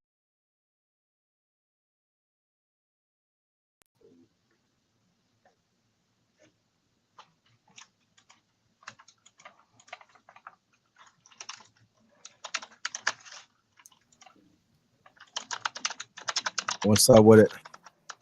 Can you hear me? Can y'all hear me? Can nobody hear you right now? I think you muted. Yeah, my bad. So yeah, what had happened was we were supposed to have him on the Friday Fix, right? Have him going live with us, but he said he had missed his flight. And so we had to kind of scramble today during the day to go and film. You know what I'm saying? I'm not going to say who started drinking before back then, but you can figure it out if you watch long enough. Look close enough. You'll start to see it. You know what I'm saying? And so, but yeah, no, that was a cool little interview with him. Yeah, it was going down. Can you hear me? Yeah, I can hear you. Yeah, man, it was going down. Y'all don't even know. I almost passed out right there. That's real deal. Y'all better be happy. That's what everything, bro. As soon as I saw the screen turn off, I was like, he cooked. You already know that was a good interview, though, man. I really he got good energy, man. He's a cool dude. You know what I mean? Yeah, he's cool. It was a cool interview. I forgot to ask people pop in. I'm sitting there. I'm like, man. After watching it, I'm like, damn. I forgot to ask him if he ever met Tupac. Oh, okay. Yeah, because he might have a Tupac story. Oh yeah, definitely. Yeah. Hey, no, in California, bro, you do see celebrities. Like, I was in freaking Santa Barbara and I saw someone. That situation he was in, though, it was a cold situation, man. Cam really had him in a twist. If he really wanted him to have in a situation, he could have really put him in one with that one. You know, that was a brilliant idea. I want to see how many people use that before for like probably worse purposes, though. You know what I mean? Like you know how extreme that shit is, right? How extreme that actually is. Like how calculated it is. You got the contract drawn up. You know what I'm saying? Everything done. Booked your room, everything. You know what I mean? Petty at its finest. Yeah, okay? it's all about how bad you want to get them. Like, did you ever watch that show Atlanta? Yeah, ATL. Do you remember the one episode where the lady, he talks about the lady that was mean to him at the airport, and the lady that did it, she wrote a children's book, and like so she was thinking like she's about to be famous, and she went to this library to go read these kids her book, and if it went good, she was gonna get her like children's book published, right? So she goes to the library and she reads the book to the kids, and she gets like to the third page, and the kids start like, "What do you mean? That sounds stupid. That's dumb." You know what I'm saying? It's like got on her about it and like broke her heart about it. But like it was dude that did the show Atlanta. He was like, yeah, the lady got me kicked off the flight. So I spent a hell of money to make it fake. Like he went extreme pettiness to get her. But so I see people doing it. Yeah, man. I ain't never seen nobody book a whole movie. Yo, that's a you know what I mean? That's a new. Yeah. What'd you say? That's just next level. Like he must be a Gemini. Who, Cameron? Yeah, but he did one show once before where he called this dude that was a comic from Harlem, and homeboy smoked. He's like, man, he's like, you know, it was like a interview on the streets or whatever. But homeboy, like, he had turned into a crackhead, and dude was like, yo, bro, you've been on Def Comedy Jam, and look at you. You know what I'm saying? He made him dance in the hallway for the money. Like, it was crazy. Oh shit. He pretty much like Rico for real. Yeah. He made him. He's like, dude, but dude's like, come on, Cam, I need it, you know, so you can go get some crack. And he was like, man, start breakdancing. And homeboy starts breakdancing in the middle of I was like, damn, what you'll do for the crack? I'm in the wrong business. Hey, yeah, that was a good interview. That was real insightful about, you know, learning about his father, his grandfather. You know what I mean? Just a lot of background. I knew his father. I thought his father was an actor. You know what I mean? Before I didn't know his father was a singer, actually. Yeah. And when I told my mom about this song, she knew about the song. You know, I've heard the song before too. I'm sure we've all probably heard that song. Everybody Plays the Fool. You ever heard that song? Yeah. You know what I mean? You know, that's one of those real old school songs. But he said his dad had like 2 hits. So you can imagine how they was living, you know what I mean, before he was, you know, like right when he was born. It was living good, high on the hog, especially for us, you know, making that kind of money. But then just to see both his kids become successful, you know, in their own degree actors, you know, his brother being a real successful, him being, you know, successful as well himself. But, you know. Yeah, that Wild and Crazy Kids ran for a while. Like, I used to watch that like all the time. What Wild and Crazy Kids, like all the time. We only had like 10 channels. I think that it is so funny that is, of all the stuff, that's your go-to is Wild and Crazy Kids. I wasn't hanging with Mr. Cooper. I don't remember him. I mean, I never really was into like, you know, probably a lot of like sitcoms at the time. The biggest thing I would probably remember him from was Baby Boy. Not trying to say like, but that's probably the thing I remember him most from being in was Baby Boy. You know what I mean? I never really watched a lot of sitcoms being younger. You know, maybe like Martin and stuff like that. We watch, you know, In Living Color, stuff like, you know, that ain't really a sitcom, sketch comedy, but yeah. And just, you know, it's been crazy, kind of like. Shout out to the Wayans brothers.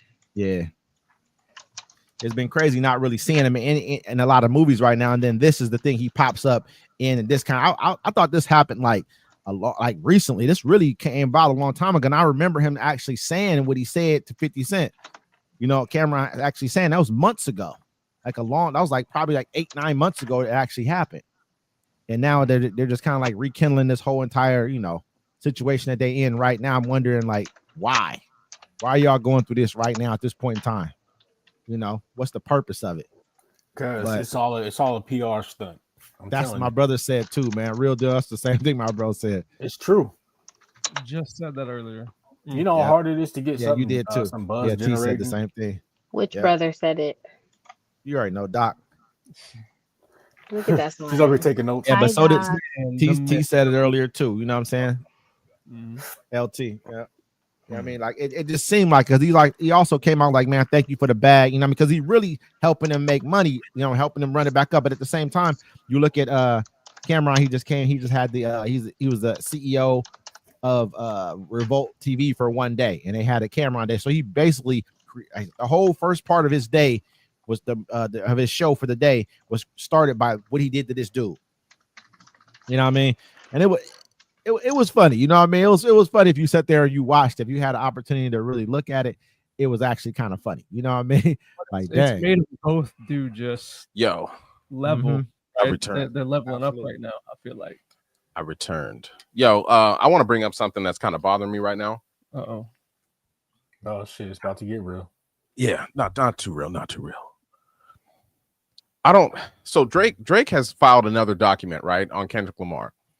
And this time he wants to see a paternity test to prove that the kids are Kendrick Lamar's and not Dave Freeze. It's in the paperwork. That's just weird though, man. That's just a weird, like, what does that got to do with him? Whose kids they are? And he's asking for evidence in the Song of Adonis from Pusha T. Like, I've never seen someone just take the biggest L and keep losing. You talking about Drake? This is Drake. That's crazy. I've been saying this. It's L after L right now. Yeah. I mean, really wonder is he, I mean, I don't know. Is he really filing these lawsuits, or people just saying he's doing it? Or is there actual paperwork on him doing it? I had to wait, and they came out with the article, and I was like, finally came out. Like, I was like, damn. That's crazy. Yeah, I don't know. You know what I mean? It just seemed like right now people are just feeling real comfortable filing lawsuits, pressing charges, all kind of stuff. You know what I mean? Telling. It just seems like that's where we are right now. You know, like that's today's society we live in. You know, they all can right, get away with it. Let me ask y'all another one, right? Say you with this woman, and you guys been together for like a year, or you married, or you know, you got something solid, right? You got pictures together online.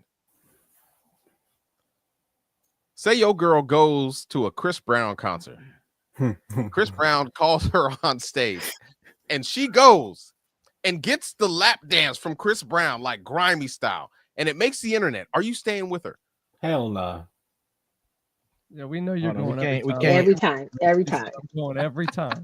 Every time. Backstage. He's taking them home too. You didn't see him Trailer. take the other girl home. The one he just had the thing. He was like, yeah, she took the picture with him, spent $1,000 while he took her home. Like, you know what I mean? I wonder, you feel me? That almost sound like, you feel me? I don't know. Did you hear what I want to know how that's not a charge right there. He said, if I you're hope here not. with your man, I don't care. I mean, they don't care. Obviously, you know what I'm saying? Yeah, for real. Say you didn't go, right? She went with her girls or whatever, right? The only way you found out about it is because it's all over the internet. You know, she ain't your girl. That's not your for real. She ain't your girl. You knew she wasn't your girl before she went. Whoa. I don't think that's the case. I just think that she saw opportunity and was like, yes. Yeah, any opportunity. So let her go ahead and take it. Hopefully she got some money. She gets some money. Did she get anything out the deal? Yeah. She live with me. She live with me. She not gonna live with me no more. She better be like, nah, I got a man. Like I'm expected to do. You know what I'm saying? Chris Brown. Hey, my bro says he's stupid. He said, she's out of here. That's I'm cap. keeping it real. She's out of here. That's cap. She's gotta go. Dog, you guys just sound really insecure. That's a good one right there. Like he's talking about going to the trailer and shit. Not even backstage, in the trailer. She said we sound insecure. That's a good one. That's solid right there. How so? Like that's crazy. Nah, you ain't about to, I mean, it gets online. She got hold on, what did he say? She go for regular. She better go for a steak. It's keeping it real. You know what I'm saying? She doing this, she letting this to anybody. You know what I mean? She for the streets at that point in time. Whoa, that's not true. Time out. Because I'm going on stage, but I'm not for the streets. I mean, that's if you're somebody's girlfriend, if you're with somebody else, you know what I mean? You know he's just comes a point where like I'm just gonna do what I want to do sometimes. She ever spent that would be one of those moments. I need to see a couple. She better have spent like $5,000 on me at one time. If I ever go see her spend $1,000 for the picture. Man, and he takes your girl home, and he just got paid a band. It's a W. Man, it's a win. I've seen people get body for less. Yep. I've girls get smashed on for a McChicken and a pack of Newports. It's happening. Or Good Morning Beautiful. Good Morning Beautiful. Dang. Hey, we've heard it several times now. Wow. Oh, there's commotion. We didn't heard this several times now. But so I guess everybody, nah. You know, she's stage, behind the stage, on the stage, then they're backstage, trailer stage, all that stuff. I think backstage is fine. You know what I'm saying? Like there's hella people backstage. Backstage, bro. No, it's not. No, it's not. You must never been backstage. Show before, brother. Trust me. You know what I mean? No, it's not.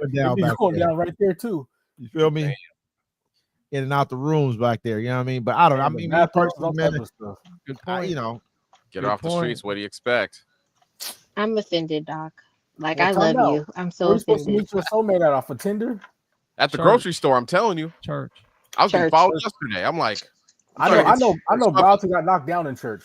Work in church. He said in church. Hey, I went to church as a young man too.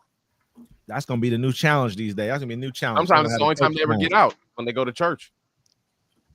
To get knocked, you're supposed to be on your knees praying to God, not praying. For you on your knees praying to something. Thank God, I finally got. You know me? Hey, she sounded like dude from Police Academy. Are you speaking in tongues? Oh, I thought so. Y'all dude, it's crazy, man. Yeah, that's great. I saw the one though. He's like, man, the girl. He takes the picture with the girl. Next thing you know, she's walking out to the car holding the other girl's hand. They holding hands like it's a train. You know, what I'm saying, like a train of girls holding hands out to the car. I'm like, oh yeah. Some would say, Chris pesos, Brown? pesos, do what I say. Yeah. Yeah. Pretty much. You feel me? Pretty much. That's how I go. He's smiling, walking to the car behind him. He ain't holding their hand. They holding each other's hands. Just girls that's going to the car with him. He's walking behind them, smiling to the car. Hey, I don't see some shit too. Being out in Hollywood, yeah. You see that motherfucker Escalade pull up, all black, platinum edition. You see the door open up, the driver opens the door. You know what I'm saying? For whoever's getting inside that, and you see about 10 seconds later, a whole bunch of brides up in the whip too. Like, shit, in the car. Yeah, it's going down. Yeah, she might have paid him $1,000. They might have made $4,000 in the car for him right there. You know what I mean? 3,000-4,000 right there. Bam. And he gets to do, you know, who knows what. I'm like, huh. That's how I go sometimes, man. What else we got? I mean, what is it? Why can't you be a star and pull women from your concert? And then have cameras up to make sure. Yeah, you said it's somebody else's woman. Most rappers do. Like if it's your girl, it's somebody else's girl. Oh no, that's horrible. They take your girl from. I mean, she gonna do it. You know, like she's not your girl no more. Yeah, she's not. She's, like Boondocks and Usher and Tom. what you shaking your head for? Because like that's just not true. Like I want to be able to come home, but I want to just have my moment with Chris. You ain't got no home no more. You ain't got no home, yeah. Like, let me come home. Let me come home. Hey, you see the one girl who was like her dude caught her cheating on her or something at a club in like Miami, and he kicked her out at the house or something. She was in the back seat crying in the car, and dude was recording. He was taking her to the airport. Yeah, I probably never seen that little thing. It was, but that's how I'd be sometimes. Actually, I did see that one. I remember she was in the back. She was crying. He's like, that's either gonna be for all this vacation and everything. She over, yeah. Or they had that test show with a little flip on it, and I think that came out last year. Yeah, I seen. Did you see that where they were trying to see if the girl would cheat, and she started, fellatiating little flip. That was staged though. No. Because why would they gonna have the camera rolling? He's not actually supposed to be getting the head. You know what I'm saying? Like that, they had that, and he's like, yeah, look, here your girl is with little Flip doing what she's doing right now. He's watching in the house on a hidden camera, and then like where little Flip parked, they had a camera across from him, looking into the car, and then he had a mic on him or whatever. Yeah, she started doming him up. Yeah, in but the it's car. like, Dude's like. That's why I said it was staged, because if it was like a real, like trying to catch somebody, why would you let it go that far? You know what I'm saying? Well, they didn't have it set up like it seemed like it was a new show, right? Yeah, so we've seen cheaters before. They pop two vans. They're like, they go after them on cheaters. I used to love watching cheaters. Them dudes cracking me up. Like they'd be like, "Huh? What? Got caught cheating? What? What are you doing?" Love that show. Love is love, bro. Shit. Yeah. It's like, hey, you better call Chris Brown. I was fast. I would hit y'all one more just time. Sound so salty. Y'all just sound so salty. I'm not you so crazy. You said I still want to come home at the end of the night. Hey, you gonna let your man come home after he went ahead and knocked down Yes. Tell me all about it. I want details. If I end up running, so just who's someone famous that's famous and single? Who, a woman or because if I get to get on stage with someone famous like that and I get to smash, I ain't gotta come home. I am home. I'm about to put it down. Tell your mom I ain't coming back.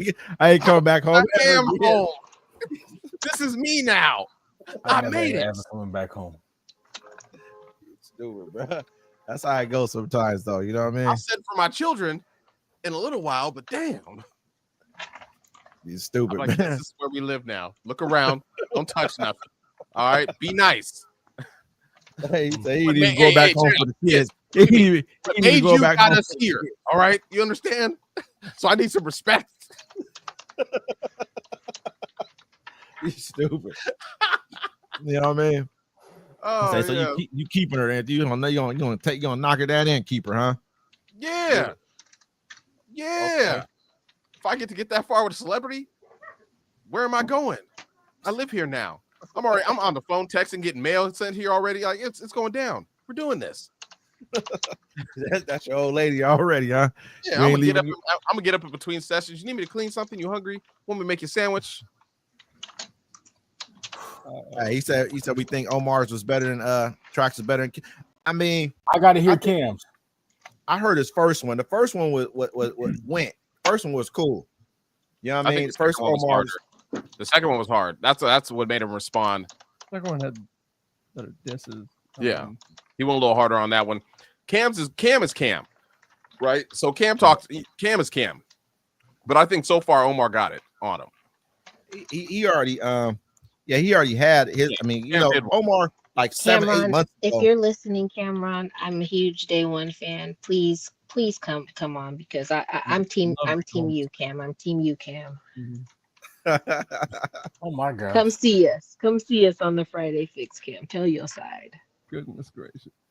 Hey, his side is a motherfucker. If you look at what he did, that dude is a cold piece, man. How he made that happen, like he how says he it. pieced it together, like really.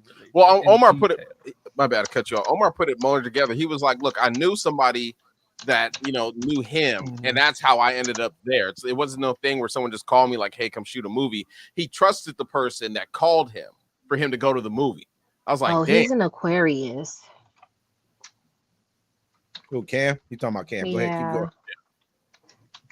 going. Yeah. I mean, because that's what Cam said too. Pretty much, he was like, I knew somebody that knew him. That's how he said it. He set it up cold. You know what I mean? He really did. I don't think the dude really I think dude really got him for a lawsuit if he really want to put a lawsuit on him though. He really got one. Yeah, because of the bath or because of the dressing room. Right? Yeah, he is in trouble for that. He's probably already been served for it. Like, I don't know, because if he signed a contract, you got to read the fine print. Like, he might have released the rights to the dressing room. Not if you signed it. Not a dressing room. Not if you signed a waiver. What did Kanye West say? They throwing contracts at me. You know that N-words don't read. It's possible. It could be, but I'm like, but cameras in the dressing room though is almost like cameras in the bathroom. You can't almost put that. It's almost unable to put that in a contract. Yes, you can. You can put a waiver for anything. That's what I'm saying. You got to read the fine print, because if he put in the contract, I have all rights to everything you do on the set, in the dressing room, on screen, off screen. Like, that's what it is. Should have read it. It's not right. Remember, we talked about things that are illegal and unethical. Buried it in a whole lot of wording. They've already said it online, and he alluded to it too. He's like, yo, he put them cameras in the dressing room. Yeah. You know what I'm saying? So he's in trouble for that. You know what I'm saying? You can't, and he aired it too. You know what I'm saying? It's one thing to like put it on, like to film it. It's another thing to like put it out there like that. So he mentioned that to us a couple of times. Yeah, he said something about it. So I feel there's a situation coming from that. But we shall see. I mean, he's come like compared. I like Cam. Cam's only made one disc. You know what I'm saying? Cam came at him because Cam's Cam. But I think Omar got it. I mean, he's made 4 songs on him so far. You know what I'm saying? Cam did get him with the movie, though. But that's not, he admitted that, but he still made another song today or put it out. That kills everything, bro. I mean, when it comes, we talk about it from that perspective, that kills everything. The movie beats it all. You know what I mean? That right there, the level of, you know what I mean? Big Joker. That's Big Joker in the Game of Spades. Period. You know what I mean? Like, I just spent bread on you on everything else. See, that's what a lot of people. That's what I'm saying too. I agree with that. I agree with that too. No way. Here you go. Yeah. I'm gonna show you how little and small and petty this whole thing is. Throw some money. I might as well dude probably rather him just threw the money in his face. You know what I mean? Just threw it in his face rather than him showing. I'm gonna blow all this bread just to show you how insignificant and small that you really are. And but I'm looking at it like this, like Omar. He's like, okay, cool, yeah, you did a joke, you did the movie thing, right? He's like, I'm gonna eat that. I'm gonna take that. He's like, you still gonna get these bars. So regardless, that's what he want. He want a rap battle. You know what I'm saying? So it's kind of hard to. It's like somebody going up against Bill Gates. Somebody like that try to rap battle Bill Gates at this point in time. I ain't saying Cameron's Bill Gates, but he treated him like he was Bill Gates. You know what I mean? I'm gonna go ahead and pay you come do what you do. Couple dollars. This is nothing to him. He basically tell us $2. Here you go. There's some truth behind every joke. You feel me? He knew that. That's why people came to him and told him, like, man, you gonna respond to this because there's nothing you can do. What can you do to him at this point in time that can compete with you can say anything you want in a rap, all the worst things you could possibly say. He just booked you for a fake movie. He said it's never coming out. This movie's never. I made a whole movie that's never coming out, and I put you in it, and I flew you out. It had you go and act in the movie and do push-ups in the movie. He's gonna have him lick the bottom of his shoe. On, what's that show? What is it? Tubi. Hey, he was like, it's never coming out, nigga. He's talking about how he would say in the script, he was gonna have him lick the bottom of the dude's shoe. Which is crazy work. That's crazy work. I'm taking his shirt off and do jumping jacks. Man, that was evil. Take his shirt off and do jumping jacks, man. This is what everything he did to him was a joke. We gotta think about, you know what I'm saying? Like, that's cold, bro. You gotta just something up when the you don't have to do that. We'll find something else for you to do. Like, yeah. Come on, dude. There's so many clues here to where it was just like, hey, they were like, it was like that pig. They were calling him all kind of names in Spanish. I was like, this dude is crazy. The whole time they're talking about him bad in Spanish behind the scenes. He don't even know what's being said to him. He don't know that the name of the movie is Killer. Bro, it's almost all too coincidental, though, right? It kind of, it really is. Like that's what it feels like, and I agree with because he's rising in popularity right now. Again, like he's honestly, like this whole situation's kind of putting him back into the light. So I do think it helps, and I could definitely see it being one of those you scratch my back, I scratch yours type of deal. Mm-hmm. Yeah, absolutely. You got to imagine Cam probably got a budget just for him to go and be the CEO for a day of Revolt. They're probably, we're going to pay you X amount of dollars. He was like, you know what am I going to do that's going to make this into something people want to watch? I can create this thing here, put this, I could take, okay, say I get 50 for or 75 or 100 to do this. I can go take 15 of this 100 and invest it in him doing a fake movie over here for this dude just to make fun of him so that people want to come watch what I'm doing. You know what I mean? Yeah, boost your engagement. Yeah, I wonder if Cam's holding on to Revolt for Diddy. I wonder how he got that job. No, he's only for one day. They basically brought him in for one day to be CEO for a day. They kind of created a day around him. You know what I mean? They're kind of trying to boost what they got going on. Probably after the whole thing happened with Dude, if the numbers probably fell. Yeah, they had the number one podcast as far as like, hip hop related podcast or like rap related podcast, which was Drink Champs for a while. Yeah. And I don't think Drink Champs is really. I haven't really heard. You know who's thriving? You know who is thriving right now? Fat Joe. Yeah. Fat Joe and Jada. Well, on my mother's grave. Joe and y'all Jada. Gotta watch this show. Joey Crack. Joey I haven't Crack. watched the whole episode yet. I'm still on the Joe Budden podcast. Yeah, them. They had the Carisha really one over there. His book is really good. Fat Joe's. Yeah. Fat Joe got stories though. You know what I mean? He really was throughout the whole book, he actually narrates it himself, and like that is his tagline. Like Wes's is like, that's crazy. Fat Joe be that's crazy. So Fat Joe be like, I swear on my mother's grave. You think that means to somebody who's talked to people from New York, you think they really be you know what I'm saying? That'd be cat, man. It's like dudes that be like on the dead homies. Like, bro, they already dead. Why you putting stuff on them? Like, I got homies and who are alive, and they said when I die, you can lie on my name. They already gave me permission, so I'm just letting y'all know. I mean, what's really about to happen to them when you lie on their name? God's gonna be like, give me a finger. You think Joe be lying, or he just be embellishing? Joe said he robbed 50 people at gym. He said he's like, I robbed everybody at gym. Some of the people I was cool with, and then after I robbed them, no gun, I made some of them help me carry the stuff out. And some of it might be true. I ain't saying he robbed 50 people though. It might have been like 5. He might be the type of dude who like it's 100 niggas. The other, because you remember when Nori was like, "Look, man," he's like, Nori came up here, he had 100 niggas with him, and Nori's like, we had like 35 people with us.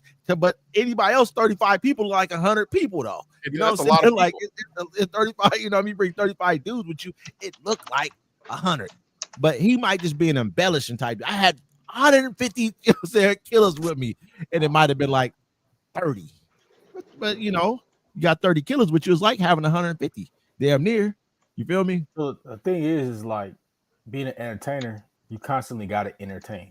You know what I'm saying? You have to do something, say something, look a certain way, something that's going to make you stand out, to make you memorable, to keep that publicity, keep the hype, keep something coming in. If once you lose relevance, you lose your checks. That's why they dry up. You know what I'm saying? That's why people start resorting to different types of roles, different types of gigs. all type of stuff like that. So with that being said, respectfully, all I'm saying is that there'll be a lot of cap in the entertainment industry. Yeah, across the board.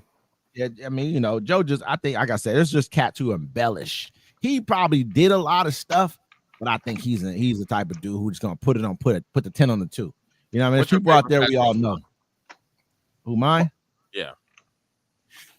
Man, I don't really know. I know the like the famous Fat Joe songs. I don't really know. I've never really listened to Fat Joe as an artist. I was never really, you know what I mean? What's yours? And did he have any songs? He just featured. I just remember him featuring. Have you guys ever heard a crackhead talk and tell stories? I listen to a lot of hip hop. Go ahead, Kilo. Have you guys ever heard a crackhead talk? They'll tell you some shit that sounds so outlandish. Crackhead talk. Oh, okay. I get what you're saying. Okay, I didn't know. I thought you thought it was like a show. No, and they'll look you in the eyes, and you'll actually start believing that shit. It'll be so unbelievable. You're like, damn, that's crazy. Yeah, I can see how that kind of happened. That's how Fat Joe strikes me as. And then it's like in the interviews he confirms, like, oh yeah, you know, we used to smoke crack back in the day. Like, and then go hit the studio. Yeah, you never heard him admit to that. I'm like, whatever, you know what I'm saying? But I'm like, that's kind of crazy. Like, there's a lot of artists now that smoke meth, bro. That's why they be up in the studio till 3-4 o'clock in the morning. Kodak Black said he's smoking meth. You know what I'm saying? You know what I mean? Smoking meth. Doc said nobody listens to crackheads, Kilo. Exactly. Yes, they do. Exactly. You go listen to a story, you want to hear it.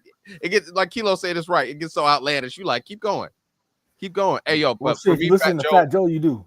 My only album I like from Fat Joe is Dark Side Volume 1, and the song on there is called No Problem. I like that's my favorite Fat Joe song. Trust me, you don't want no problems. Run up on you with the hammer and bass. Yeah. I probably listen to Big Pun more than I listen to Fat Joe. It's crazy. You know what I mean? Because I was a big Pun fan for real. Yeah, I probably listen to him. He could rap. To me, he could rap better. You know what I mean? Back then, he could spit. But other than that, though, yeah, man. But Fat Joe had Lean Back, and he had his verse on "Make It Rain" remix. In the New York one too, right? When he on what was that Ja Rule song? That was Ja Rule song. Nobody, exactly. New York. Nobody listen to Fat Joe. No, hey, pin that comment, damn it. What did everybody say? What did Big Pun say? He's like, I'll appear in your dreams like Freddie do. No kidding you. Even if I stuttered, I would still shit on you. Pun was that dude. Yeah, Pun was that dude. Yeah, I like Pun too. He had rest easy, Big Pun. He had bars, definitely.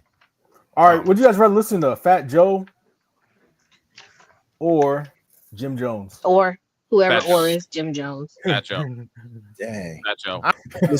I know one Jim Jones song. That's the one he had balling. That's it. Balling. He had emotionless. Okay, when he came, those albums, those first 2 albums, because Max B was helping write most of it. Let's keep it 1,000. We're fire. You know what I'm saying? Like, it's the summer in Miami. No, listen, you're in a 4-hour car ride. Fat Joe. You gotta listen to either Fat Joe or Jim Jones. Well, is it all Jim Jones? Yep, all Jim Jones. No, Fat Joe. Just time out. Is it all just what he has solo, or is it stuff that he features in? It could be features.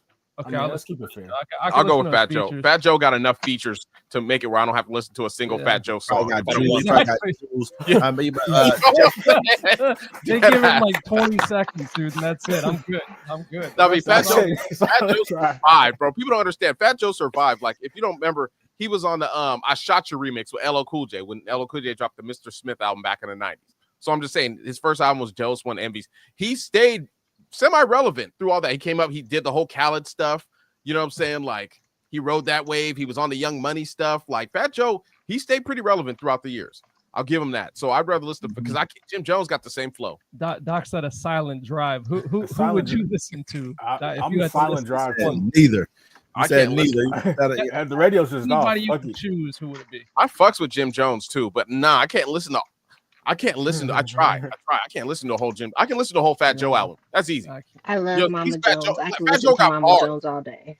Jim Jones. If there's anybody you can listen to anybody. Yeah, anybody. I don't know. It's a lot of man. For a whole 4 hours. A whole 4 hours? No, we got to give some names first. Yeah, you got to drop names. Yeah, you got to drop some names. You can't just like think of anybody. I might say like there's Future. You know what I'm saying? You can listen to Future's old stuff. I mean, I like Jeezy. E40. Really? Okay. Yeah, I can bump E40 for 4 hours. Snoop Dogg. I couldn't listen to Snoop Dogg for 4 hours, man. He got got his first album was cool. You know what I mean? I can listen to that. I could do that. Hey, girls. Hey, you wilding right now, man. 4 hours. I could listen to old school Wayne. Yeah, I could listen to old school Wayne for 4 hours. No ceilings, Wayne. Damn, she's cute. Is that your coworker?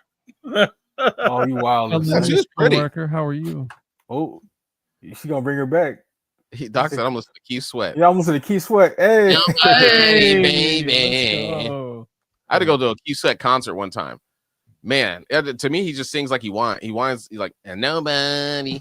But Keith Sweat's cold, brother. You know what I'm saying? Like that's probably one of them. Oh, that's an old school. You know what I mean?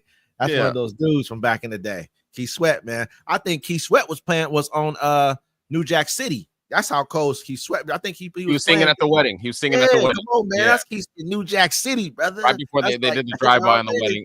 And Nino Brown used a little kid as a human shield.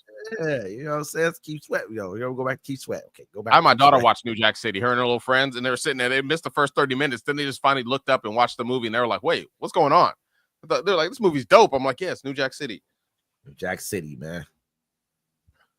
It's a great movie. Hey, I want to show you guys this video because it's 9 o'clock. I know we're going to get out, but I just want to show you this. So this is a delivery driver, right? And his car's about to get repoed. Why he's delivering his stuff? Like he's a door dasher, right? You know it too. He can sense it. Look at it. That's £200. I know that ain't who I think it is. That dude was following him the whole time. We've got He knew it. millions of free child place holidays available with 22 kilograms of baggage included. Didn't even close the door all the way yet. But now He got up out of there on him. Hey, I'm violent. He got up out of there on him. That's crazy. He must have known because look behind him. He looked behind, he see the dude. He like, is he following me? He left the door open. Look at that. Man, another 20 seconds, and that would have been different. Done. It's crazy that he didn't peep game. We've got millions of free child place holidays available with 22. No, he had him. He had him right there. All he had to do was lift it. But now, with Jet2 holidays. Did you ever see the one where the guy was like, they were in the parking lot and the homeboy was driving in reverse the whole time? Yeah, the person, the repo guy was trying to get him. There's a homeboy's in the car. He's in the drive. He's driving in reverse through the parking lot, and the tow truck is chasing him in reverse to get the car. Yeah, I've seen that one. And that was a good ass driver. I ain't gonna lie. It was. Like I've been through this before. Tow truck. Oh, let me look it up. That's crazy, bro. He was on him, man, and he knew it was coming. Yeah, you see him look behind him for a minute. I guarantee. Yeah, I'm surprised he didn't keep looking back. He should have been peeping the truck the entire time. You know, I mean, you knew it was coming. You left your door open for a reason. Don't nobody leave a door open. He was dashing. He should have waited until he went to a restaurant or something. Nah, I mean, he's door dashing. He's on the move. That's the one. That wait until he went in the restaurant. That'd have been the best way to get him. Yeah. You know what I mean? But it's probably been hard to, I don't know. So what y'all doing tonight? Chilling, man. That's all I'm about to do. I'm keep it real with you. I'm gonna smoke weed because it's legal here, and I'm gonna go to sleep. Yeah, I'm probably gonna go upstairs and cook tonight. I don't want to get too wild. I can't. I could buy some Smurf houses and take it there again. Which I did do last weekend. What are Smurf houses? People don't know. Well, what does the Smurf live in, ladies and gentlemen? Blue mushroom. They live in a mushroom. Exactly. So I had this guy and I met him and he gave me one. It was one big mushroom. One big one. Not a whole bag of them. Just one big one. Then I busted it open and the powder hit my face. And it said, "You done, sir." You're not gonna do that again? I should. No, I want to chill and I'm gonna chill and cook and get some food ready and prep for tomorrow. Well, I got notification from one of my favorite dancers that they are back in the country. Oh, there we go. And we shall see. Said Kilo, we need some young Bay Area LA rappers on the show. I hate talking to Negroes. No, I'm just playing. We'll see what's good.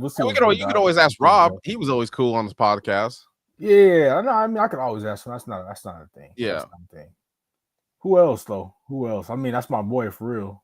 Yeah. But Yeah, I know some older rappers I can get on here, but those my ninjas. I'm like, do I got to tap back in with the YNs? I don't like that word YN. I remember this one guy said it. Just that bothers me sometimes. I mean, it sounds cool, but I'm just like, ugh. It is what it is. It ain't for us, man. It's nephew, I need you on the show. Homeboy's like, don't call me twin. He's like, bro, I have a good job, and you run the streets to sell dope and live off your girlfriend. We ain't twins. He's like, look at the way you eat. For sure. Okay, y'all. Yep. All right, man. Well, this has been the Friday Fix. Thank you all for tuning in and watching our special that we had. We appreciate every last one of you. Does anyone have any shout outs they want to send before we take off? I want to send a shout out to my broski, man. Appreciate you. You want to, supporting us on this whole little journey that we've been on. We appreciate both my bros and shit. Yeah. We think. Shout out to everybody who showed up today. As far as like just with everything that happened, I appreciate the cast, for popping in, making sure we can make this happen today on such short notice, because it really was a situation until y'all came through and helped to complete the task. So thank y'all as well too. We got it. Yeah, no, we got it taken care of. You know what I'm saying? We were trying to have Omar. What we're alluding to, we try to have Omar Gooding here live, right? But he, like I said, he missed his flight, is what he said. So we had to do it at like 2:30 something. So we all sprang into action, like fuck this job. It made it happen, man. I appreciate y'all. Y'all have no idea, man. I thought I was gonna have to, try to pull together. I was like, but we did it though. Yeah, real deal. Once again, ladies and gentlemen, this is the Friday Fix. Thank you for tuning in. We will see you next week.